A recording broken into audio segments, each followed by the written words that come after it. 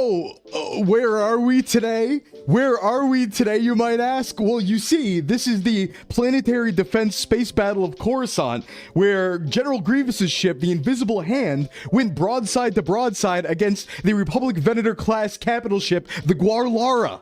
That's where we are today. Everybody knows that. Welcome in, everybody. Welcome in, everyone. Hi, Pretty Night. What's going on? Hi, everybody. The meter hasn't moved. I'm working on it. Don't worry. I need to put chat rules and do other things.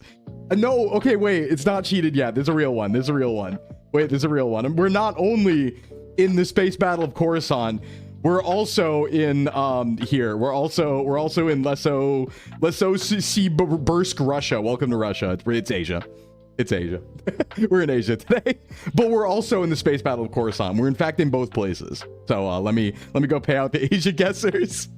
Because, you know, it's still a fair game. We still play a fair game here. I'm not going to trick you. I'm not going to cheat you, you know? I would never do that. Your Slim would never cheat you. Do you like my hat? Do you like my hat for Star Wars Day, everybody?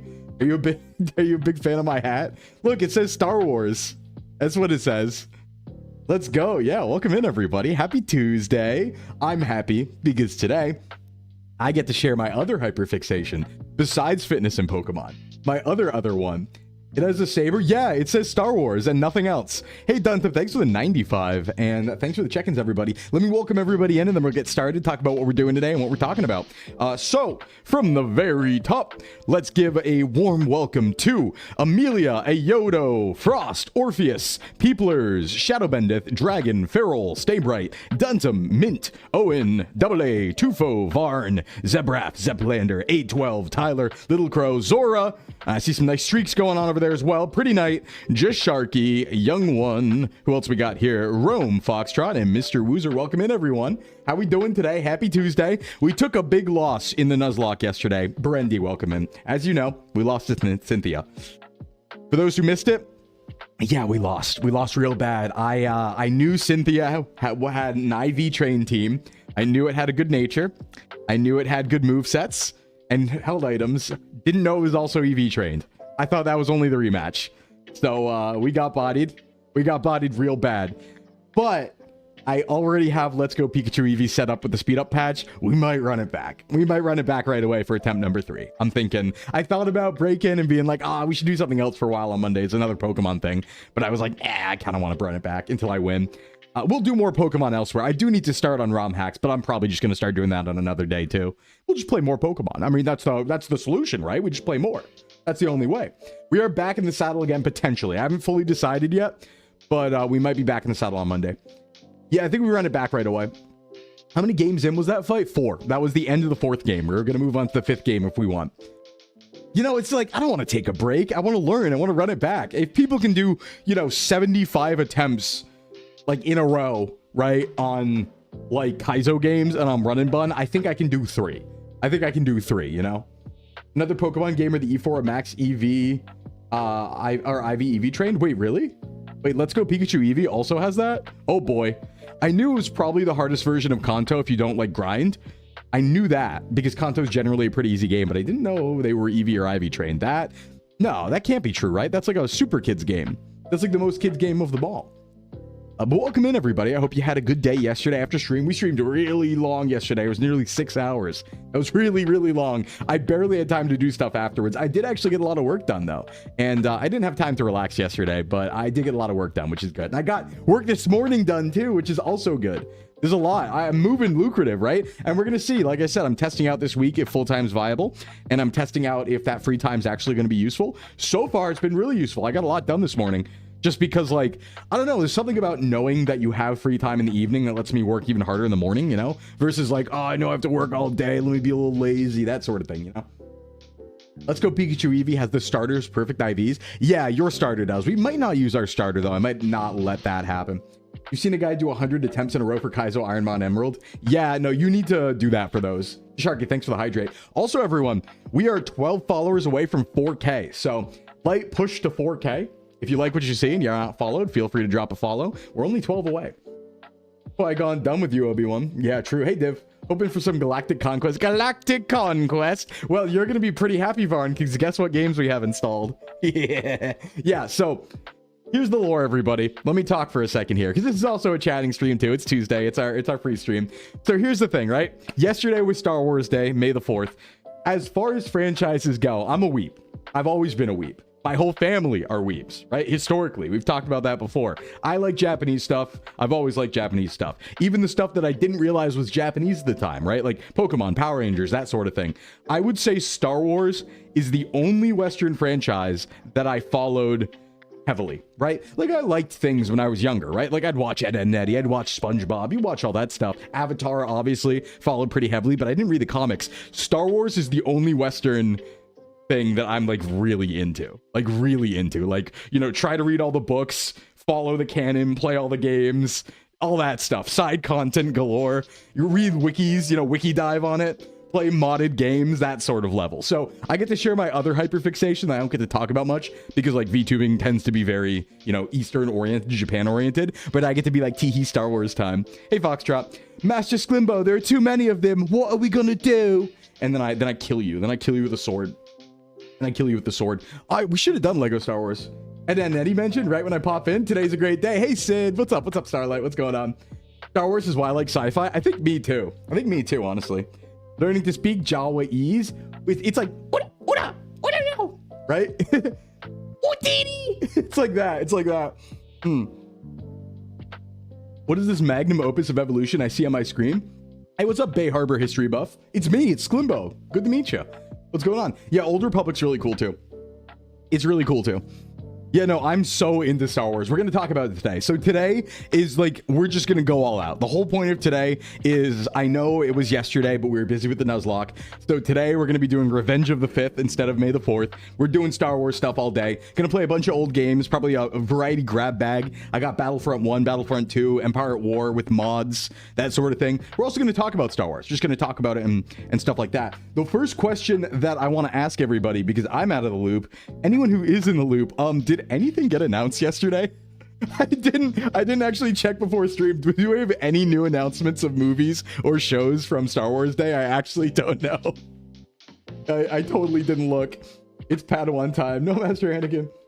Morning workout done. Now it can be annoying. Hell yeah, mine too. Went out on my bike, did some running, lifted, had a lot of protein, made a mistake of buying Pop-Tarts today, and then I threw them away promptly because I realized that was a mistake. Don't have those in the house. Hey, what's up, Blondie on the YouTube side? General Sclimbo. That's another thing I could have done. True. New racers coming? I did see that, Starfire. Yeah. More Darth Nihilus absorb entire planets with the Force. Other than some Star Wars Mandalorian movie? Yeah, okay, so like, that was coming for a while. I didn't realize it was like coming out in like 2 weeks. Which is crazy, because I need to go see that, obviously. I have weird feelings about it, because it does look kind of sloppy, don't get me wrong. It looks real sloppy. But like, but the Dave Filoni movie though. Here's the problem. Like, you know, I'm gonna set my boundaries as a Star Wars fan right now, right? Very traditionalist Star Wars fan. It's the take that everybody has, I feel like. Well, I don't know. I have a different take about it. I like the original series. I like the prequels. I don't like the sequels. But I like a lot of the side content that was made during the sequel era. So like, I think there's a lot of good books in the new canon and in the old canon, but including the new canon, there are some good books and audiobooks and stuff like that. You know, there's not too many good games, unfortunately, but like, yeah, sequel movies, I'm like, yeah, those are mostly stinky.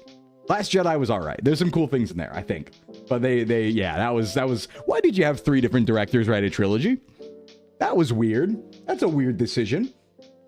Yeah, it's more so less than the carbs, honestly, Starlight. It was the fact that each Pop-Tart is 35 grams of sugar. That's so many. Why can't we have Dark Cadus? Disney! It'll happen. Believe. Slim hit sunk cost hard on Star Wars. Yeah, I did all the Dave homework, and now I have to complete the cycle. It's true. I did all my Dave Filoni homework. I did. Did you read any of the old extended universe novels? Yeah, I did. When I was younger, I read a lot of the old EU stuff, right? Like, you know, Thrawn and everything up to the Yuzong Vong, basically. I read like a bit of the Yuzong Vong, but I know a lot about the Yuzong Vong. Okay, but which Pop-Tarts? I went s'mores. I had some s'mores. Hey, Tux, what's going on? You're a huge fan of EU? Yeah, EU is so good. Revenge of the Sith audiobook is dope. It really is. This is something I have to say. Like, if you're a Star Wars fan and you're not on this, you need to get on this right now. There are modern Star Wars books that are audiobooks that are fully voice acted, including sound effects, and it's basically like listening to a new movie. It's so good. A great one is what is it? Jedi Lost. It's a Count Dooku audiobook, and it has like the voice actress of Asajj Ventress and somebody doing a pretty good Dooku, and it's Dooku falling from grace as a Jedi basically, but it's canon and it's new canon. It's like, ooh, it's really good. Used to think Pop-Tarts were the rich kid snack. Yeah, they are $3.50 for like 8 of them, so they're pretty good. Wasn't there one thing where a crime lord got plans for the Death Star but cheaped out on contracting, so it immediately broke? There's a lot of planet killers in the EU. There's like, oh god, what is it? There's Centerpoint Station, there's the Sun Crusher, and there's a few others. One's really dumb. I forget which one it is. There's a really dumb one that's the size of a normal ship, like a normal fighter ship, but it's really strong, and so you just fly through planets with it. I forget what that one was called, but that's there. That's there. What did they do with Rogue Squadron in the new canon? Actually, I'm not familiar. Qui-Gon was Dooku's Padawan, then he made Obi-Wan. It's like a line of rebels. I know. It's so cool. I love that sort of stuff, right? I like ensemble casts, and I like the Master Apprentice historical precedent, because that line goes all the way down to Ahsoka, and then technically down to what's her name? The Mandalorian girl that Ahsoka trains, whose name I'm forgetting right now, from Ahsoka. Yeah, Sun Crusher. Hell yeah, hell yeah. Okay, so here's the thing. That was the Sun Crusher? Okay. Give me emergency powers. Yeah, nothing bad will happen. It's true. Han Solo's daughter was trained by Boba Fett. Kip Duran and Han Solo flew the Sun Crusher right through Star Destroyers. Yeah. You like Bad Batch? Yeah, I think like, all right, so I watched Bad Batch. I think that was probably the one I liked the least. But what it was nice for is just getting additional lore, where it was like, oh, you know, I do want to see the swap over between the Empire using the clones and using Stormtroopers. And it kind of gives you a little bit of that. So like from a lore perspective, I like Bad Batch. You know, it was all right. It really was just Rambo to you know, most of it. Sorry, the main one's Rambo. Hunter's Rambo, or whatever his name is. Heavy Breach, welcome in. What's going on? Hey, what's up, Emmerich? Was that Sabine? Yeah, Sabine Run. Yeah, Sabine, thank you.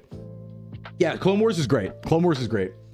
Your skill meter isn't even filling anymore. Yeah, I'll update it, all right? I need to know, I need to learn things first, all right? Dates are moving in the background. I can't time it properly just yet, all right? Cut me some slack. The amount of Clone Wars Order 66 content was peak. Okay, this is so bad. This is my worst Star Wars opinion of all time, and you're allowed to make fun of me for this. There is so much content around Order 66 and the end of the Clone Wars, right? Like every game, every show, everything, every book, everything's about that era. I still want more. It's my favorite. I still want more. I still want more so much. And you should judge me for that. You should make fun of me. Hey, what's up, Poofy? What about Order 67? Ah. Well, there was an Order 67, wasn't there? Wasn't that the one that displaces the Chancellor that they didn't use, but it was in there? I think there was. Unironically, right? It is a turning point. You got your first 10 Sclim bucks? Let's go. Yeah, you're gonna get rich. What? Yeah, no, I'm pretty sure there was. I don't know if that was canon or not, but there was an order. It was Order 65 or Order 67, and it was like to throw them off the trail. There was another order in the clones book to where you could displace the Chancellor if the Chancellor became unfit to rule. And it was right next to the one that displaces the Jedi, basically, right? So it was meant to be a power check. I forget if it was 65 or 67, though. There was 100 orders. I don't remember how many there were. Yeah, Battlefront 2 campaign on PS2 was so cool. Yeah, we're probably going to play that today. Gabad, we're probably going to play that today. At some point. We're probably not going to play full campaign, but we'll do some Galactic Conquest or something. The only way I could hate you more is if you had some sort of Brian Griffin model. Yeah, just like the smiling Brian Griffin model. It is. It's a bad purge. Well, okay, so I'm gonna defend it. I'm gonna defend it, Starfire. I'm gonna defend it so hard here. This is my actually headcanon, okay, for Order 66. In my mind, actually, there were like, at the time, what, like 10,000 Jedi? Hold on. How many Jedi were there? I'm looking this up. How... Can I... Keyboard wake up, please? Keyboard, please? Please, anytime. Anytime. Hello? Hello? Hello? There we go. How many Jedi... Emmerich, no! How many Jedi were there right before Order 66? Right? Because here's my defense. I have a good defense of this. I trust me, I'm the... Yeah, okay. There were 10,000 Jedi immediately before the execution of Order 66, okay? 10,000 Jedi. Realistically, 10,000 super soldier level people who have precognition and can take on multiple troopers at once, and they only miss like 15 of them? Like, I know we always make fun of the fact that there's always new Jedi surviving Order 66. I think it's more unrealistic that there was like 2 ever that survived out of 10,000. Nobody runs a ship that tight. Nobody runs a like ship that tight, right? Against precognition super soldiers? Nah, there's gonna be more of them. There's gonna be at least like 20, you know? Or like 100 even. I'm willing to say 100 is more reasonable. Yeah, it's counting Padawans. It's counting Padawans. But I mean, Padawans are good, especially during the Clone Wars period. Let me hyperfixate. We have to remember the fact that during the Clone Wars was an incredibly high level of skill and training of the Padawans because they were actively in war, right? Some of the best sword fighting skill that we've seen in Star Wars historically was during that period of time. We had the best, you know, swordsmen, the best soldiers, because Jedi generally were peacekeepers beforehand. So they didn't train as much to be soldiers. So Padawans during Order 66 are way more capable of fighting, you know, clones and droids than pretty much any other Padawan from any other time, I would say. So like, they're good. Padawans are like worth a, like, I don't know, probably a squad or 2, right? I mean, we see it in the Jedi Temple. Padawans hold their own. They take out quite a few guys, you know, even young ones. Have you read of MSE 6 and Men? No, I haven't, little dog. What's that? Jedi Flourish is if they had a war to fight. It was the same back in the Old Republic. Yeah. Are we doing the online lobby? No, I don't think I have online set up. Ahsoka series showed that off really well. Yeah, and even in the main movie, I mean, in Revenge of the Sith, when what's his name? Oh God, I'm forgetting names right now. The senator who's on the Tantive 4, who first owns the Tantive 4. One of Padme's allies, when he tries to dock at the Jedi Temple, and then like that Padawan rolls up and takes out like 5 clones, right? And he's like 12. It's like, yeah, all right, that's fair, right? And they're all that. They're all that. So it's Tarkin and a stormtrooper have an affair, and it's witnessed by a bleeding droid. Oh my God. Oh no, it's a big doo-doo now. Yeah, the swordplay did make me a bit sad in Ahsoka live action until Anakin showed up and taught everybody how to fight, which fair, you know. Yeah, they had to slow him down because he was too good. He was too strong and good. Is that canon? A stormtrooper and Tarkin smooching? I mean, yeah, I could see it. I could see it. But all to say, I think it's actually super reasonable that a lot of Jedi survived Order 66 because it'd be harder to get so many of them. There's 10,000 and you're like, you know, I think it's reasonable that like 20 survived, probably more. Flork psyoped himself into making SVA Gen 3 a few minutes ago. I don't wanna. All right. Yeah, I know. Aono. He's just drawing things right now. Don't think anything of it. All right. He's just going on. There's no way there's only 10K in the galaxy. Well, yeah. Jedi were really, I mean, a lot of them died. Well, I think like 200 of them died in the arena, and then a lot more died during the war. So it's reasonable, I think, that there's that many. I mean, like, the Star Wars numbers are always weird, because if you look at like how many Star Destroyers there actually are, like dealing with one Star Destroyer is always a problem. And then you look at like the actual canon numbers and there are just too many of them. There's like, oh yeah, there's like 30,000 over here. Like, no, there wasn't. No, there wasn't. So it's been, what, 20 years since Revenge of the Sith, and Hayden Christensen's just fast. I mean, to be fair, you probably keep that up, right? I mean, if I was Anakin Skywalker, I'd be keeping up my training. It's no bada Wookiee Sclimbo. Hey, Slav, what's going on? Yeah, there's like 6 trillion people on Coruscant. All the numbers are really silly in Star Wars. Don't worry too much about it, but yeah. Bro could still walk in and body people. It's true. Bay Harbor, thanks for the follow. Welcome in. But yeah, Star Wars rocks, and I want to talk a lot about it because, like, yeah, so I really like the prequels. I did grow up with them, to be fair, so I'm biased, right? Because that was what was coming out when I was young. But, you know, I like the original trilogy, too. Do I prefer the prequels? Unfortunately, yes. And I don't think that's necessarily the objectively correct opinion, but that's my personal subjective opinion. I like the prequels the most because I like hamminess a lot. And, like, I like really... I don't know, I really like hamming things up. So I think, in particular, Revenge of the Sith is probably my favorite movie by far, because there's so much silly stuff in there too, in like how over the top they're acting. I actually really like it. I'm a big fan of that. Like, I like to think of it like Shakespearean overacting almost, right? Where it's like a big like theater level tragedy and everyone's like acting like they're not nonchalant about it, right? They're really animated and over the top, like, you turned her against me, right? Like the dialogue is silly, but it's like, yeah, I feel it, you know? I feel it. It's great. It's really good. Are you excited about the upcoming racing game? Not a big racing person, but I'll play it probably. I'll probably play it. Yeah, and the best memes come from the prequels too. It's absolutely the best ones. Have you seen Captain EO? I've heard of that before. What is that, Bulldog? The tragedy with Jar Jar. Yeah, I mean, like, I'm not a big fan of Jar Jar, but like, I don't think he ruins episode 1 or anything like that.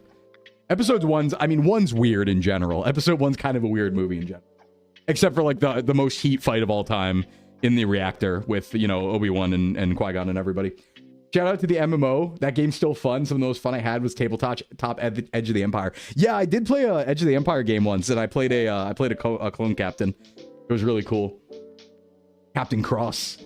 Captain Cross. It was a passion project between George Lucas, Frank Coppola, and Michael Jackson. Oh, wait. I think I might have seen this. Yes, yes. Okay, you know, I did watch this, but only a few years ago. It's really crazy. Yeah, Captain EO. I remember. Yeah, because like Michael Jackson's like the savior space captain in that one, right? What do you think about Jar Jar Sith Lord? I could see it, honestly. I mean, there's like, I think he might have been thinking about it. Can you ask Uo what CAD program he uses? I did see your message, Slav. Yeah, I'm gonna I just want to confirm that's okay to do with Flork, because, you know, it's like a weapon. So I want to confirm it's okay to like do that and approve that personally. Obviously I can't stop you, and I personally don't mind, but I need to make sure that's like okay for the IP and stuff like that. I'm gonna check into that for you. Let's see. Jar Jar is completely extraneous. Yeah, you could remove him entirely. Oh, absolutely. Absolutely. Good. One of your favorite memes is Obi-Wan falling over again in the reactor. Yeah, there's some incredible, like, old YouTube poops, like Revenge of the Sand and, oh god, what's I think it's Revenge of the Sand, the one where it's just the scene of Count Dooku. Every time Obi-Wan jumps in, he just pushes them into a different wall. And it happens like 7 times. That's a good one. That's a good one. And the bit, I think it's from the same one where, like, the second they start fighting, Anakin just cuts his arms off. Like, the second they first clash sabers, and it just hard cuts his arms getting cut off. Ah! Darth Tax Evader Flork. Do it. You had a Twi'lek, a Wookiee, and a Barabel character. Nice. You have a diabolical Star Wars video. What are you thinking? I like Star Wars videos. I could use one of those right now. It's over, Bananakin. I have the pie ground.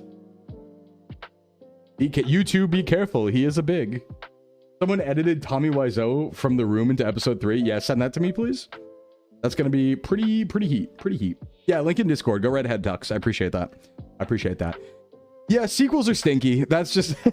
I do think the sequels are stinky. Usually I don't like to poo-poo things, right? Usually I'm pretty positive and I'm pretty like, yeah, I like stuff. And, you know, I do accept the fact that I think people who like the sequels, right? That's my L, that I don't like them. Because, like, if you get enjoyment out of that, then you're getting more enjoyment than I am. So you win and I lose, basically. So, you know, all that being said, I do think they're pretty stinky, though. I think that Rise of Skywalker might be the worst movie I've ever seen. And I watched a dual feature, actually, because at the same time, Cats was coming out. And we went to a dual feature of Cats and Rise of Skywalker, and Cats was the better movie. So that was weird. But I think, okay, it's so funny, Div. I've seen those rumors today, too. The rumors that they're going to retcon the sequels. I've been saying they were trying to do that for like a decade.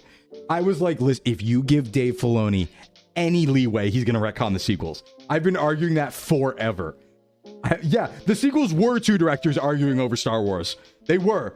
I forget who the first one is, but the first director was like, I'm just gonna make episode 4 again.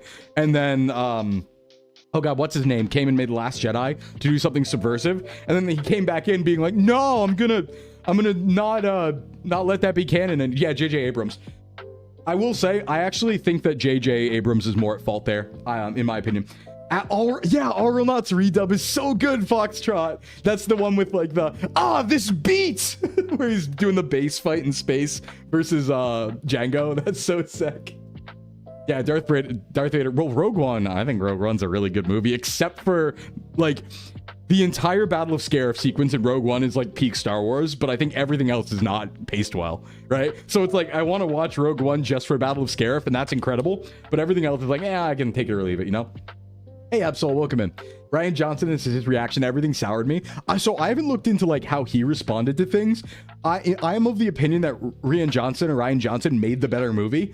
And I think that I consider J.J. Abrams at fault for retconning all of it, right? So like what I think happened, in my mind, how this went down, and I might be wrong about this, but J.J. Abrams just makes episode 4 again, even if it doesn't make sense. And I never liked that. Like going into Force Awakens, I was always very confused. I was like, hey, Why is the Republic gone? What happened? Why do we have the Resistance again? Why is there a Resistance? You're the dominant force in the galaxy. What do you mean? And then they, like, you know, blow up every single Republic ship all at once because I guess they were all hanging out at the Capitol. It's really dumb. It's really dumb. And they did all of that just to, like, finagle their way to an excuse to make episode 4 again. I think that's silly. I like that Rian Johnson came in with Last Jedi and did some stuff there that was actually a bit subversive, right? Like, I think the scene of Yoda burning the books and being like, you don't need these, we messed up, is right. I think that's good. Like, the lesson you get from the prequels at the end, including Clone Wars, is that the Jedi messed up, and a lot of it was like Yoda didn't see what was coming, and they made a mistake by following things too literally. So I liked that subversive stuff. I also really was hoping that they do a Grey Jedi thing with Rey, and Rey and Kylo would work together as Grey Jedi. So, like, all of that going into the end of The Last Jedi, I was like, okay, we're doing something here. And then JJ came back and been like, none of that actually happened. We're going back to traditionalist. It's a normal bad movie again. And I'm like, dude. So, like, I think it's JJ's fault, in my opinion, because he just retconned everything Ryan tried to do to make his movie again. He, like, ignored the fact that The Last Jedi happened. It was like, that was annoying. Make Starkiller canon. Yeah, make Starkiller canon and put Linkin Park AMVs over him and have him pull down Star Destroyers from space. Yo, Star Wars stream. Good time to finally catch a stream. What's up, Mega? Yeah, we're yapping about Star Wars in general. And we might just yap a lot, too. Like, this is not... I'm going to play some games later, but if we're having fun, we're having fun. And I'm telling you right now, this is a hyperfixation, so I'm having a lot of fun talking about Star Wars. So. You think I'd have a pink saber? No, I think I'm a green saber kind of guy, you know? The actual plot of Last Jedi and dialogue were just nonsensical. There's a lot of, like, the sequels aren't good. I just think The Last Jedi is, like, the most reasonable among them of doing interesting things and not boring things. Thought the space gravity bombers and everything about Holdo was infuriating. Yeah, well, Holdo maneuver can't be a thing, right? Like, Holdo maneuver cannot be a real thing. That should never be allowed because it begs the question. I mean, like, I'm not a nitpicker, right? I'm not generally like, that wouldn't work because of physics. But, like... It's tough when you have a series like this where, you know, there's very much a canon and decades of writing about how space battle works and how hyperspace works. You can't have somebody hyperspacing through a whole fleet with one ship because then it begs the question, why didn't we do that during the hyperspace wars? Why didn't we do that during any war ever? Why aren't we strapping hyperspace engines to hunks of brick and just launching them at people, right? Like, it ruins the whole like we're willing to accept that even though it doesn't make sense, right? The way Star Wars has always worked is like there's space dogfighting, there's laser broadsides of command ships. That doesn't make the most sense, like physics-wise. We don't care though, because that's the established canon. So then taking the Holdo maneuver, just bringing that into that doesn't work because you've already established how things work, and that breaks the rules. Like, she's definitely not the first one who would have thought of that in like 30,000 years, right? I think that's hyperspace war timeline. So it's really weird. It's really weird. Star Wars, good. Star Wars. It says Star Wars, Command. What are you saying? No, I take it seriously. It's great. I love it so much, Command, and I take it very seriously. But I don't get mad about it. I don't really get mad about it. I just like, you know, the things I like and I don't like. But yeah, well, Coruscant, Battle of Coruscant's awesome. So cool. I think though, Battle of Scarif is up there. I think it's a really good space battle and very nice for canon too. Would they bring back like the old footage that they restore of the 70s actors? Oh my god, I love Star Trek. Yo, wow, Graham, me too. I love Star Trek. I don't have nearly enough like time into Star Trek, honestly. I've watched, like, my aunt used to work at a gym and I would just kind of go there after school and they'd have The Next Generation on. And I watched a lot of that here and there, like just random TNG episodes. And I watched, I think it was Voyager. What's the one with Archer is the captain? I watched a lot of that on Sci-Fi Channel. It was the only Star Trek I've seen, though. I do like it. I bet I would like Star Trek a lot, though. So I should get into it sometime. The original run-up to Enterprise is excellent. Everything after that's lukewarm at best. I have only ever seen a Chris Pine movie. I know it was a bit, Graham. I know it was a bit, but it was a good segue to talk about Star Trek also. I'm not a hater. I like sci-fi in general. So. Archer's Enterprise? Okay, yeah. I've seen Enterprise then. Most of Enterprise. They did do Thrawn dirty with the cartoon, but like the problem with that is like, okay, you need Thrawn's too smart, so you need smart people to write Thrawn, but writing smart characters is really hard because you have to be smart. But then in the end, they also have to have the heroes win against Thrawn. They can't have Thrawn win. But I have a theory I have a theory, and it might be a little too late for this theory, but my theory was pretty much always that, like, the movie that I knew Dave Filoni was going to make a movie, like The Mandalorian and Grogu that's coming out. I knew he was going to make a movie, and I was always convinced, and I don't know if it's the case, if we have any leaks, but I was convinced it was always going to be an Avenger-style crossover of all his characters, and the plot was going to be finally dealing with Thrawn. That was my call for, like, the last 6 years. I was like, yeah, it's going to be a Thrawn movie.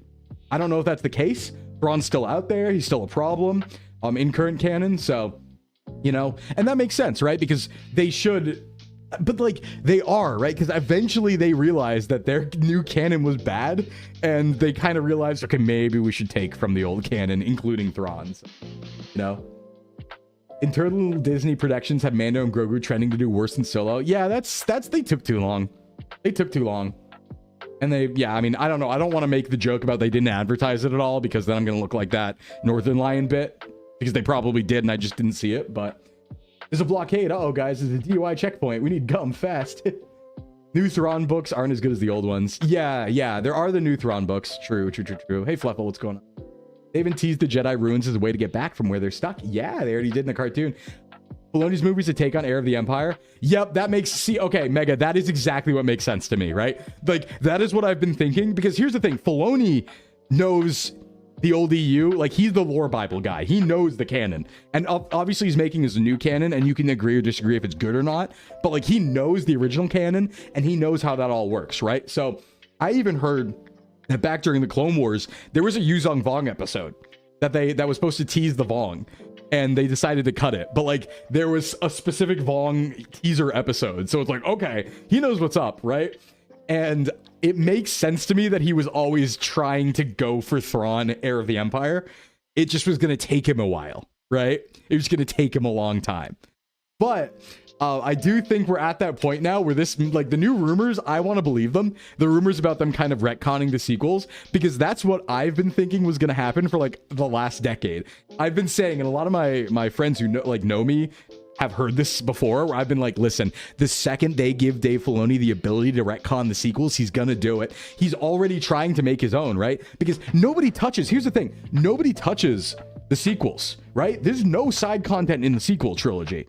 There's no, like, shows that take place, like, during the sequels, right? Everything that was supposed to happen there got canceled. They cut down the toy lines. There's not that many books compared to the prequel era and original series era, even in the new canon. They just don't touch it with, like, a 10-foot pole, right? That being the case, it makes sense they're probably going to retcon it. None of the actors want anything to do with it. And I know Filoni was started to set up the world between worlds and, like, all this time shenanigans in Clone Wars. And it's like, yeah, he's angling to retcon them. He's angling to retcon them. Or at the very least, I thought what was going to happen was he was going to stay, because there's still, like, I think, like, 20 or 30 years until the sequels when he's doing, like, Ahsoka and all that stuff. I think I was like, he might even try to do the Vong before that. And that's a crazy call, but I was like, he just might try to do it before the sequels and just ignore them entirely and just get everything done before that happens. And then be like, yeah, and then that happens, whatever, right?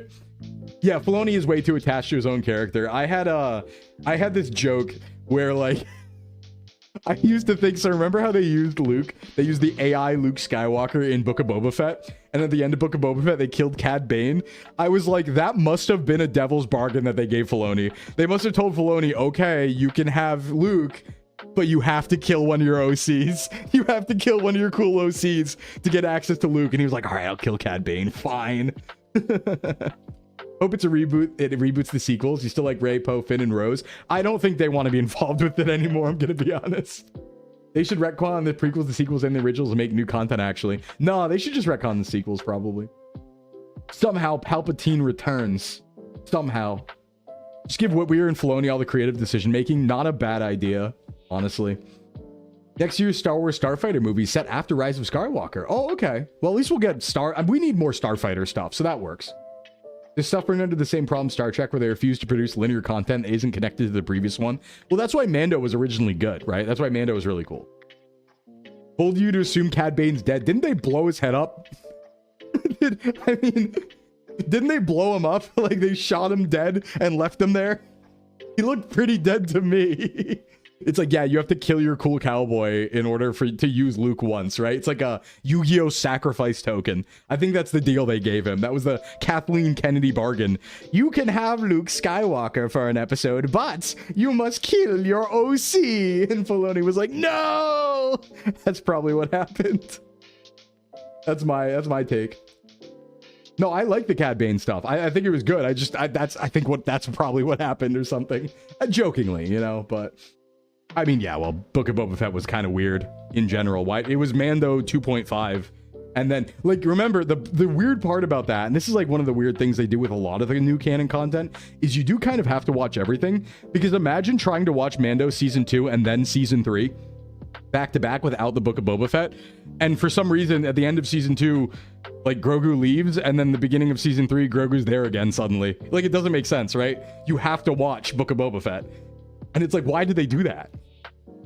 Yeah, it was kind of disappointing. It was kind of disappointing. I feel like Filoni could just show up at the EU books, point to the sales figures. Yeah, they probably could. They probably could. Oh, look, Han Son. You could do that, though. Like, you could always just... You could do the whole, you know, Hades and Anakin and all that stuff, you know? Funniest thing the sequels did was retroactively make people not hate the prequels. Well, I think the prequels just needed more content, right? Like, the prequels are made so much better by, like, Clone Wars especially, and it makes a lot more sense because of Clone Wars especially. So they just needed to flesh it out more and have it actually justify itself. And I think it does justify itself when you add in Clone Wars, because there's like a lot of good stuff there. And it also explains like Anakin's fall looks a lot better, including the Clone Wars, rather than just having episode 1, 2, and 3. You know? And the books, obviously, too. Books needed to get the flashbacks out of the way at the start, maintain some literary consistency. Book of Boba Fett really missed with the cyborg scooter gang, slow action sequences, and 2 episodes being hogged by Mando. Yeah, I don't know why they put Mando in there all like randomly. They're like, yeah, he's doing a season now, actually. Surprise. Yeah, Clone Wars, but they include the war crimes. There's a video about that where it's Clone Wars, but it's every time Anakin commits a war crime. And Obi-Wan does too, to be fair, but yeah.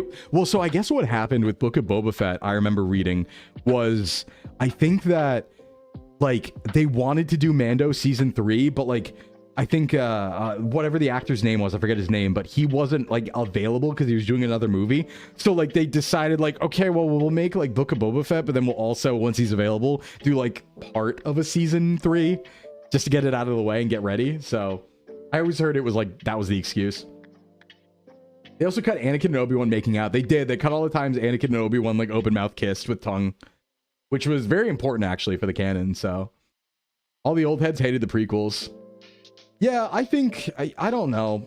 I mean, like, I think the prequels have more nuance than the original trilogy. Like, straight up, right? Like, I like the original trilogy, but I think the prequels have way more nuance and way more like depth. Because the original trilogy is like, you know, a fairly basic story, right? Defined bad guys, defined good guys. There is a legendary hero, right? It's very well executed and it's very well written and it makes you feel big things. But like, you know, there's not a lot of realism in it, I would say. And I actually like realism, so I like that. I like hamminess, but I also do like realism, right? So I actually like the political stuff in the prequels that explain things, right? I think the Confederacy was a really cool faction, a really interesting faction. And especially when you get into like the material about like, you know, especially in Clone Wars, oh my God, where they have the Confederacy parliament. That was really interesting. Where they're like, oh no, the Confederacy is not just like an evil thing run by Dooku. Like they have a Senate and they're actually reasonable people. They're just being manipulated. And I'm like, yeah, that's super interesting and reasonable, actually. How you doing? Happy Cinco de Revenge of the 5th Mayo. Hey, Mad, welcome in. Pedro Pascal, thank you. Yeah, Obi-Wan's kind of goated, though. It's weird how the military intervening in a trade blockade is becoming even more reasonable. Yeah, it's weird that George Lucas was right about that. And that actually being a plot point that could happen. But the Confederacy was cool because there was a legit thing they set up to fail for the Sith plot. Yeah, but there were like real people behind it, is the thing. Like they had legitimate grievances and stuff like that. So, you know, they were run by evil people, but like a lot of people were being manipulated and tricked. So I'm like, yeah, no, prequels have like depth and sauce for sure. The actual thing that hits high peaks for Star Wars is when it's stolen whole cloth from a Japanese movie. Yeah, New Hope is just Hidden Fortress. Mando is Lone Wolf and Cub. Exactly. I mean, it is Kurosawa. It is 100% Kurosawa. Almost like he looked at history, yeah. Wish we'd seen more of the Confederacy side of the war to add more nuance to the separatist movement. Yeah, like Clone Wars kind of does it. There's a little bit, but it's like part of a season, right? It's not like the whole thing. But it does kind of lend credence to the whole like opening crawl of Revenge of the Sith, where they say like there's heroes and villains on both sides, right? That's the opening crawl. And it's like, yeah, there are, you know, it's actually really interesting. Yeah, the cast didn't like the taxes from the Republic. Yeah, and again, I do want to also point out, and this is like a very minor thing, but I think they had a really good propaganda campaign too, because they could always point to the clones and be like, the Republic uses a slave army, we use droids, right? And that's true. I mean, obviously the clones are in for it and they're all about it, but like, yeah, they are a slave army of sentient humans. And the droids are like, yeah, we use droids, we're morally superior, which is a propaganda line they actually ran in the books. And it's like, yeah, all right, hold on, wait a second. That's actually solid. That could convince some people. That's kind of solid. And you know what? Guess what? The clones who do ditch and the clones who do like decide they don't want to fight in the war and stuff like that, they do get hunted down. They do get in trouble for that. They are deserters and they would like, you know, they get court-martialed and stuff. So it's like, yeah, that's a thing. Okay, interesting. Do you think Jedi have to hit their macros to access the Force? Yeah, they're vegetarians though, if I remember right. If you make clones that love being slaves, how does that play out ethically? I mean, no, like, I think the clones rock. They're, like, my favorite faction ever. But there are some clones that aren't about that life, and they get, like, you know, they would be court-martialed and stuff like that. And executed, yeah. There's deserters who have to hide and stuff. And it's like, oh, well, hold on. Plus, you know, I mean, obviously, like, the Confederacy in Star Wars was okay with slavery. But, like, the Republic also didn't do anything to stop slavery in the Outer Rim. And they absolutely could have. Like, you know, Yoda's sitting on his ass on that one. So I wish there was more focused nuance to the Empire. Me too. Me too. Like, the Empire isn't as interesting to me because it doesn't have much nuance. They're just kind of evil. And like, they try to legitimize them, right? They try to legitimize them through like the, oh, but it's like peace, you know, it's like prosperity and stuff like that. But they're just unreasonably like bullies all the time in like every piece of content. Right? Like, if you wanted to do that, and I think that's like a valid take you could have, it's like, oh, it's about security, right? If you wanted to sell that though, you have to like not make all the Empire super evil all the time, right? Otherwise, it's just like a parody of itself. Like, you have to show the Empire actually doing like solid things, right? Like, what they should have done is they should have shown a planet that actually like flourished under Imperial rule, that wasn't at the expense of like everybody else, right? They probably should have done more of that and had them actually be reasonable if they wanted to try and make an argument that the Empire was also kind of morally gray, you know? Yeah, the clone did dip to get some sweet Twi'lek action. That's true. When slavery is convenient for the plot, yeah. Why are the Twi'lek also French? I don't know. That's why Thrawn was good. Yeah. Did they use Thrawn's lizards? I don't know if they used his lizards. Yeah, we shall have peace. Ah! Hey, what's up, Laze Bays? What's going on? What's going on? But yeah, no, I just think the prequel era is like way more interesting to me. For someone only familiar with the movies, what books would you recommend? Well, I mean, like, if you're really familiar with the movies, I would read the new canon stuff in the prequel trilogies. There's a lot of like early Obi-Wan and Anakin stuff, like Master and Apprentice is a Qui-Gon Obi-Wan book. There's also Brotherhood, which is an Anakin Obi-Wan book. And there's Dooku Jedi Lost. That's a good audiobook with like Asajj Ventress and Dooku about like Dooku's leaving the Order and his fall from it and why he became evil and stuff. And Dooku's cool. I mean, Dooku's like a really cool character that is like the Yulsamari are not new canon. Not yet, but they probably will be. They'll make it a Pokemon trainer Sona. Nice, Lays. We play Pokemon a lot. We were playing it yesterday. We lost our big Nuzlocke. Carbonized smugglers today. We can do Star Wars RP and Stellaris. Let's do it. Yeah, Thrawn is a lot scarier when he shuts down Jedi powers. I think that, like, if Filoni's given the chance, he'll probably make that happen. You know? Yeah, Dark Disciples, an unused Clone Wars story. That's true. Yeah, Dark Disciples is also really good. That's also really good. Yeah, Tarkin's all right. Tarkin's all right, too.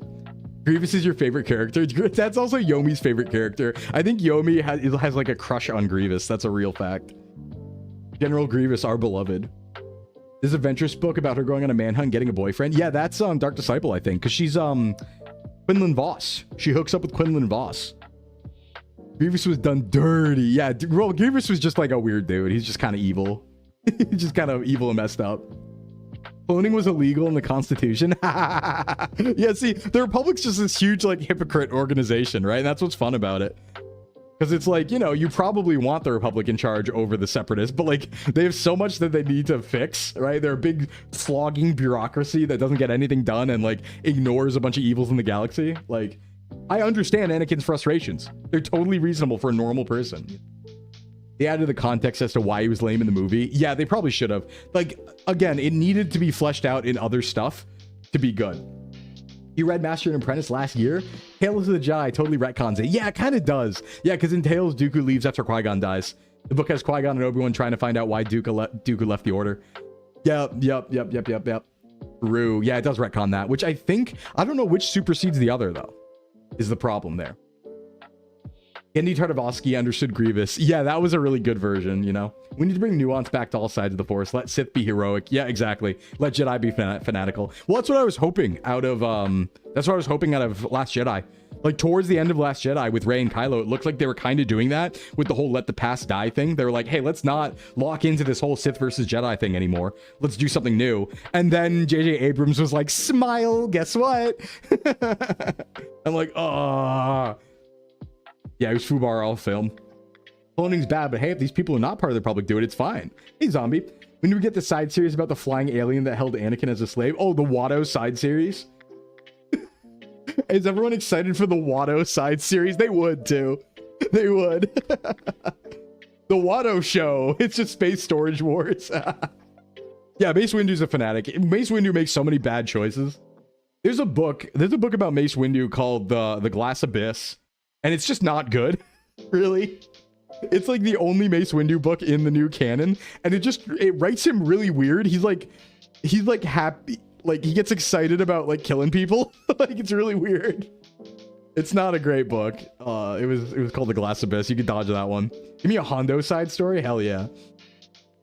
Tales is such a significant part. I think it takes precedence. Yeah, I mean, I like the idea that Dooku leaves because of Qui-Gon dying, and that makes a lot of sense, right? Because that was kind of something they didn't take him seriously, really. So that makes a lot of sense that he'd be like disillusioned after that. You're a huge fan of Jedi Fallen Order and Survivor? They are really nice. Yeah, they are really fun. They're really fun. I love both of them. Windu's book Shatterpoint also shows how he's constantly bordering into being a Sith as well, because the man was angry. Yeah. Mace Windu is the only one with the purple lightsaber because Samuel wanted it. Exactly.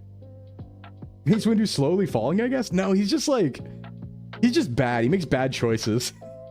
Dooku's signature smug look of superiority. Yeah. Palpatine and his ilk are based on one guy who betrayed the OG Sith Empire, and that Empire had nuance. You ever watch the 4-hour on the Star Wars LARP hotel that was cheeks? Yes, I did. I didn't watch the 4-hour video, but I did see the kind of booty LARP hotel. I did see that.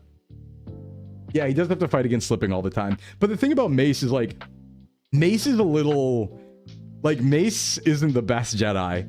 In like a big part of one of the reasons why he is so mean to Anakin is for a while, Mace actually thinks he's the chosen one.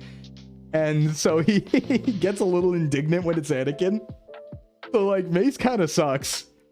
$20,000 for 2 nights at the high end. Oh, yeah. Instead, I'll buy a house. How about that? How about a down payment on a house? The council recognizes your skills as master, but refuse your seat at the council. Yeah, well, Anakin just had it rough that entire movie. Had it really rough that entire movie. I don't know. Does Anakin take Mace? He might. I mean, like, he did, but it was a like surprise attack, right? But like, I don't know. Does Anakin might take Mace though?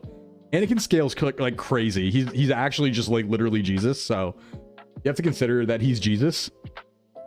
I know he's like the strongest in saber fighting, but that's why I'm like, he's the strongest in saber fighting. But I think Anakin's just actually better with the Force, especially when he's really angry. So I don't know. I need to actually catch up on the Maul series. That's on my list because that's the one series I haven't like watched yet and I'm behind on. I need to watch that. I know there's like 10 episodes out, so.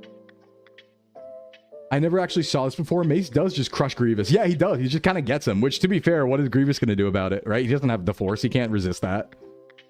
Isn't Obi-Wan meant to be Jesus? He does kind of look like Jesus. I mean, I think Obi-Wan rocks. Like, as much as I'm an Anakin simp, and I am an Anakin simp, I also really like Obi-Wan. I think he's awesome. Obi-Wan's like the biggest Boy Scout of all time. He's the best Jedi, I think. You know, like if we're talking like what is the definition of a Jedi, Obi-Wan is the best Jedi. Not saying that's a good thing, but Obi-Wan is the biggest Boy Scout, best Jedi probably of all time. The most by the book, executed on everything properly, you know, did his job, wasn't tempted, and when he was, he overcame it. Like, best boy, right? But I am also a simp for Anakin. The best of the best. Yeah, best of the Republic Jedi, I would say. Mace would crush Anakin in 1v1. Mace beats the Emperor clean. I don't know, though, because it's different in the books versus the movies. Like, if I remember correctly, in the movies, Mace actually overwhelms the Emperor, but in the books, they do it like the Emperor intentionally falls when he senses Anakin coming in to try and manufacture that situation, and he wasn't actually, like, 100% going to lose. Who do you think is the strongest Grey Knight? I don't know. Qui-Gon's not actually that tough, but Mace versus Anakin comes down to Force use. Yeah. Yeah. I say the books are better. I need to read the full, like, Revenge of the Sith book. Hey, Allie. KOTOR, please! The remake's happening. Hi, Allie. What's up? The remake is happening soon. It's happening soon, I think, right? Or did it already happen? Did I miss it? Card on Sai can get some. What about Canderous? That's his name, right? How you feeling about Canderous? He's the Mando in that one, right? Isn't there... wait, what? Is that the Mando? Was Canderous the one in KOTOR and KOTOR 2? Or was that a different one? I thought the KOTOR remake was already confirmed. Am I crazy? I'm pretty sure there was one. Am I crazy? KOTOR remake. I swear it's real. Yeah. Yeah, no, it's real. I'm not crazy. It just got announced a while ago and we haven't heard anything, but it's real. How do the Jedi practice sword fighting? I think there's like settings where they can make it just stun or something. Canderous can get some too. Hell yeah. Hell yeah. Hell yeah. We get some philosophical sass from Kriya. You know, that'd be pretty cool. KOTOR remake's been canceled like 4 times. Damn. Yeah, Plo rocks. Plo's very cool.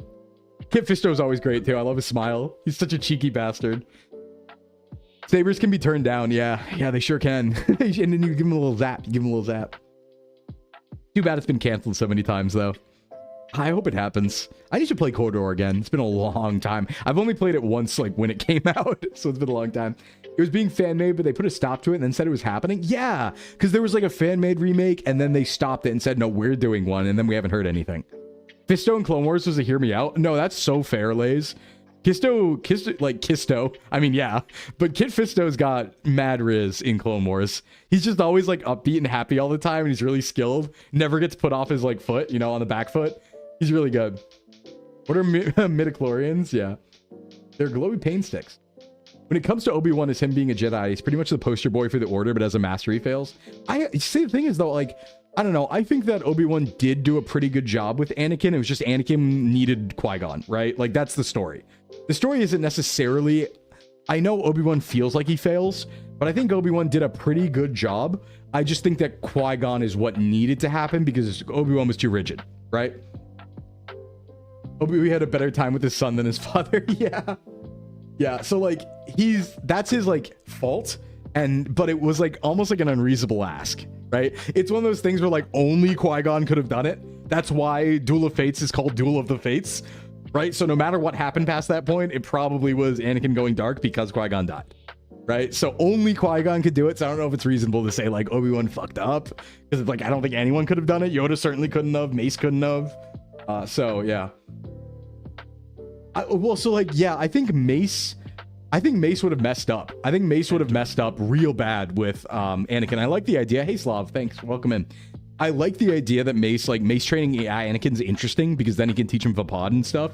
But like, I think that realistically what would have happened is they would have butt heads too much and Mace probably would have like sent him back to the academy or something.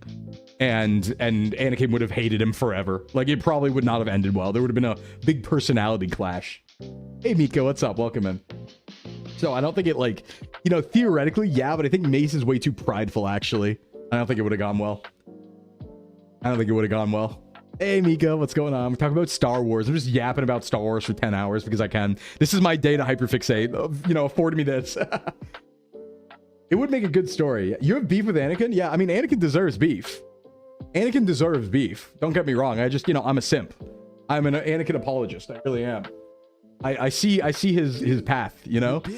Man, thank you for the bits. Thank you so much for the 1K. I appreciate that a lot. The important ask here is, how do the Jedi handle a new type in a Saiku Kamu Gundam with funnels? I say Charaznable in Sasabi smokes Anakin and his little Jedi fighter in seconds. Yeah, probably. I bet a Gundam does smoke a Starfighter. Yeah, absolutely. Anakin Sand Course-Walker. Favorite villains, Darth Maul. Maul's pretty cool. I like how pathetic he is. Like, I really like what they did to Maul because it's kind of embarrassing, but I'm fine with that. And this is like personal, right? I'm personally okay with it. But like Maul's a little pathetic. After he gets like cut in half, like he's kind of a freak and he's kind of like a weirdo and he complains all the time and gets really angry and he freaks out and he's lashing out all the time. I think it's really good. Like, like him absolutely getting his butt handed to him constantly and like whining about it is really funny and like fair, I think. He just gets outscaled. Maul's such a cool character. He's not giving up. Yeah, he goes insane because of everything. And I think it's very fair to have like just an actual crazy character who's kind of pathetic.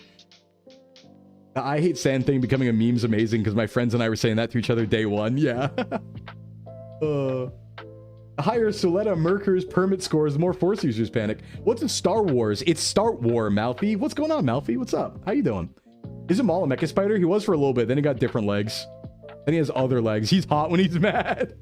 He's just, I don't know, he's really pathetic. Like, he kind of just, like, cries and screams and like, wails around. Like, at the end of Clone Wars, when they capture him and he's screaming, he's like, they're gonna kill us all! We're all gonna die! It's like, alright, yeah, man.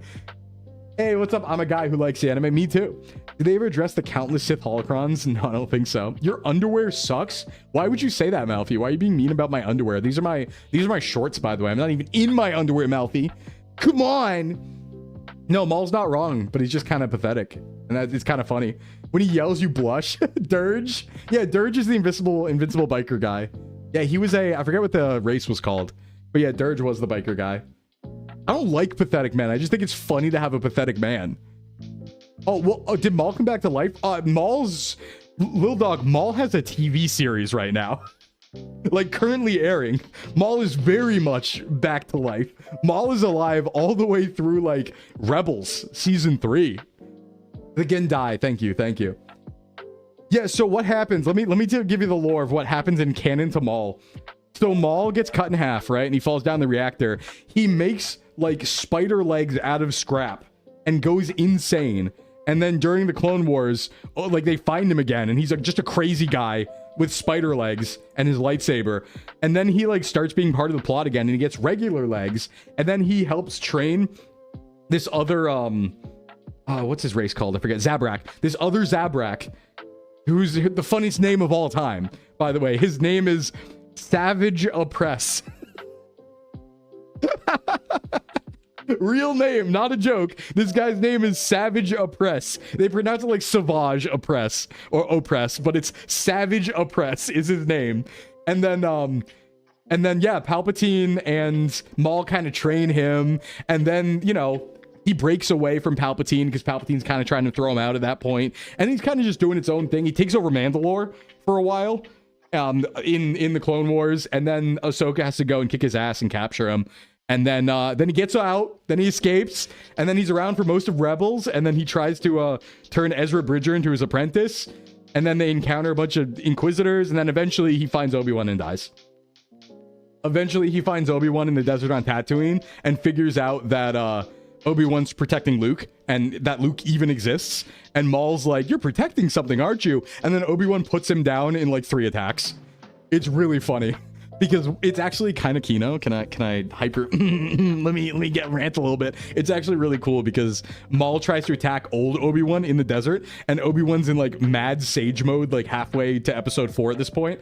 And he tries to attack Obi-Wan with the same move that gets Qui-Gon, and Obi-Wan sees it coming and just immediately bodies him. Blue Wolf, thanks for the follow. Welcome in. Like he goes for like the bump with the lightsaber. Obi-Wan baits him with his stance into doing the same move that killed Qui-Gon, and Maul goes for it, and then Obi-Wan pump fakes him and kills him in 1 hit. And it's like, ooh, it's over in 3 seconds. It's cold as hell. What about the part where Maul meets Vader and gets binged? Yeah, I have not caught up yet, but apparently that happened like last week. Your short reminded me, pour one out for Jack Porkins. Porkins! The Maul Son of Dathomir comic was also adapted an unaired Clone Wars script. Maul fight Dooku and Grievous. Yeah, Maul's like, all right, but Maul gets super outscaled. You know, what's your favorite Star Wars game? Why is it Star Wars Connect? Hey, Viral. No, I think my favorite Star Wars game is Empire at War. That's my favorite one. Modded Empire at War. But yeah, like, I don't know. I think it's fun because like Maul gets so outscaled because he's kind of just insane and he's running around like doing dark side stuff, but he doesn't have a lot of like good training past, you know, episode 1. And the power level just went up so much since episode 1 because everyone's been fighting the Clone Wars for years. And Maul's been doing like weird behind the scenes stuff. So like Ahsoka ends up being able to beat Maul and Maul's trying to taunt her. And after like fighting Ahsoka for like 3 minutes, Ahsoka's like, man, if Anakin did show up, you'd be in trouble. She's like playing with him and taunting him and stuff. Like it's a hard fight, but he was trying to get Anakin to show up because he saw the prophecy ahead of time. And she's just like, dude, if Anakin did show up, you'd be smoked right now. You have no shot. Battlefront is mine. Hey, Vex. We're probably playing Battlefront today if there's time for that. I'm just talking forever, but yeah, OG was the shit. I like some things about Battlefront 1 more. There's a few maps on Battlefront 1 that are better, right? Like Geonosis is better in Battlefront 1 than 2. And I would say Renvar, Citadel, Battlefront 1's incredible with the ice caves. That's a great map. I think those are better maps. Yeah, Ahsoka's rage baiting Maul is so good. Ahsoka's cool. I'm actually a big fan of Ahsoka. I know it's like Dave Filoni OC, but I think it's the first one he made, and it's a really good one. Like, you know, Ahsoka was supposed to be annoying at the beginning, and then she like becomes a real person. So I like Ahsoka. I think Ahsoka's pretty solid. Just because she had so much time to get character developed. Yeah, it is so sad we never got a follow-up to Empire at War after Corruption. So true, Ruby. The big problem with Corruption 2 is it is very much not a balanced game. If you play against the AI, you have to play the Consortium. Otherwise, you're just going to get corrupted every second on cooldown. It's so bad. Gave you chills. You're like, oh, there it is. Yeah. The Clone Wars did such a good job with episode Order 66. Oh my god.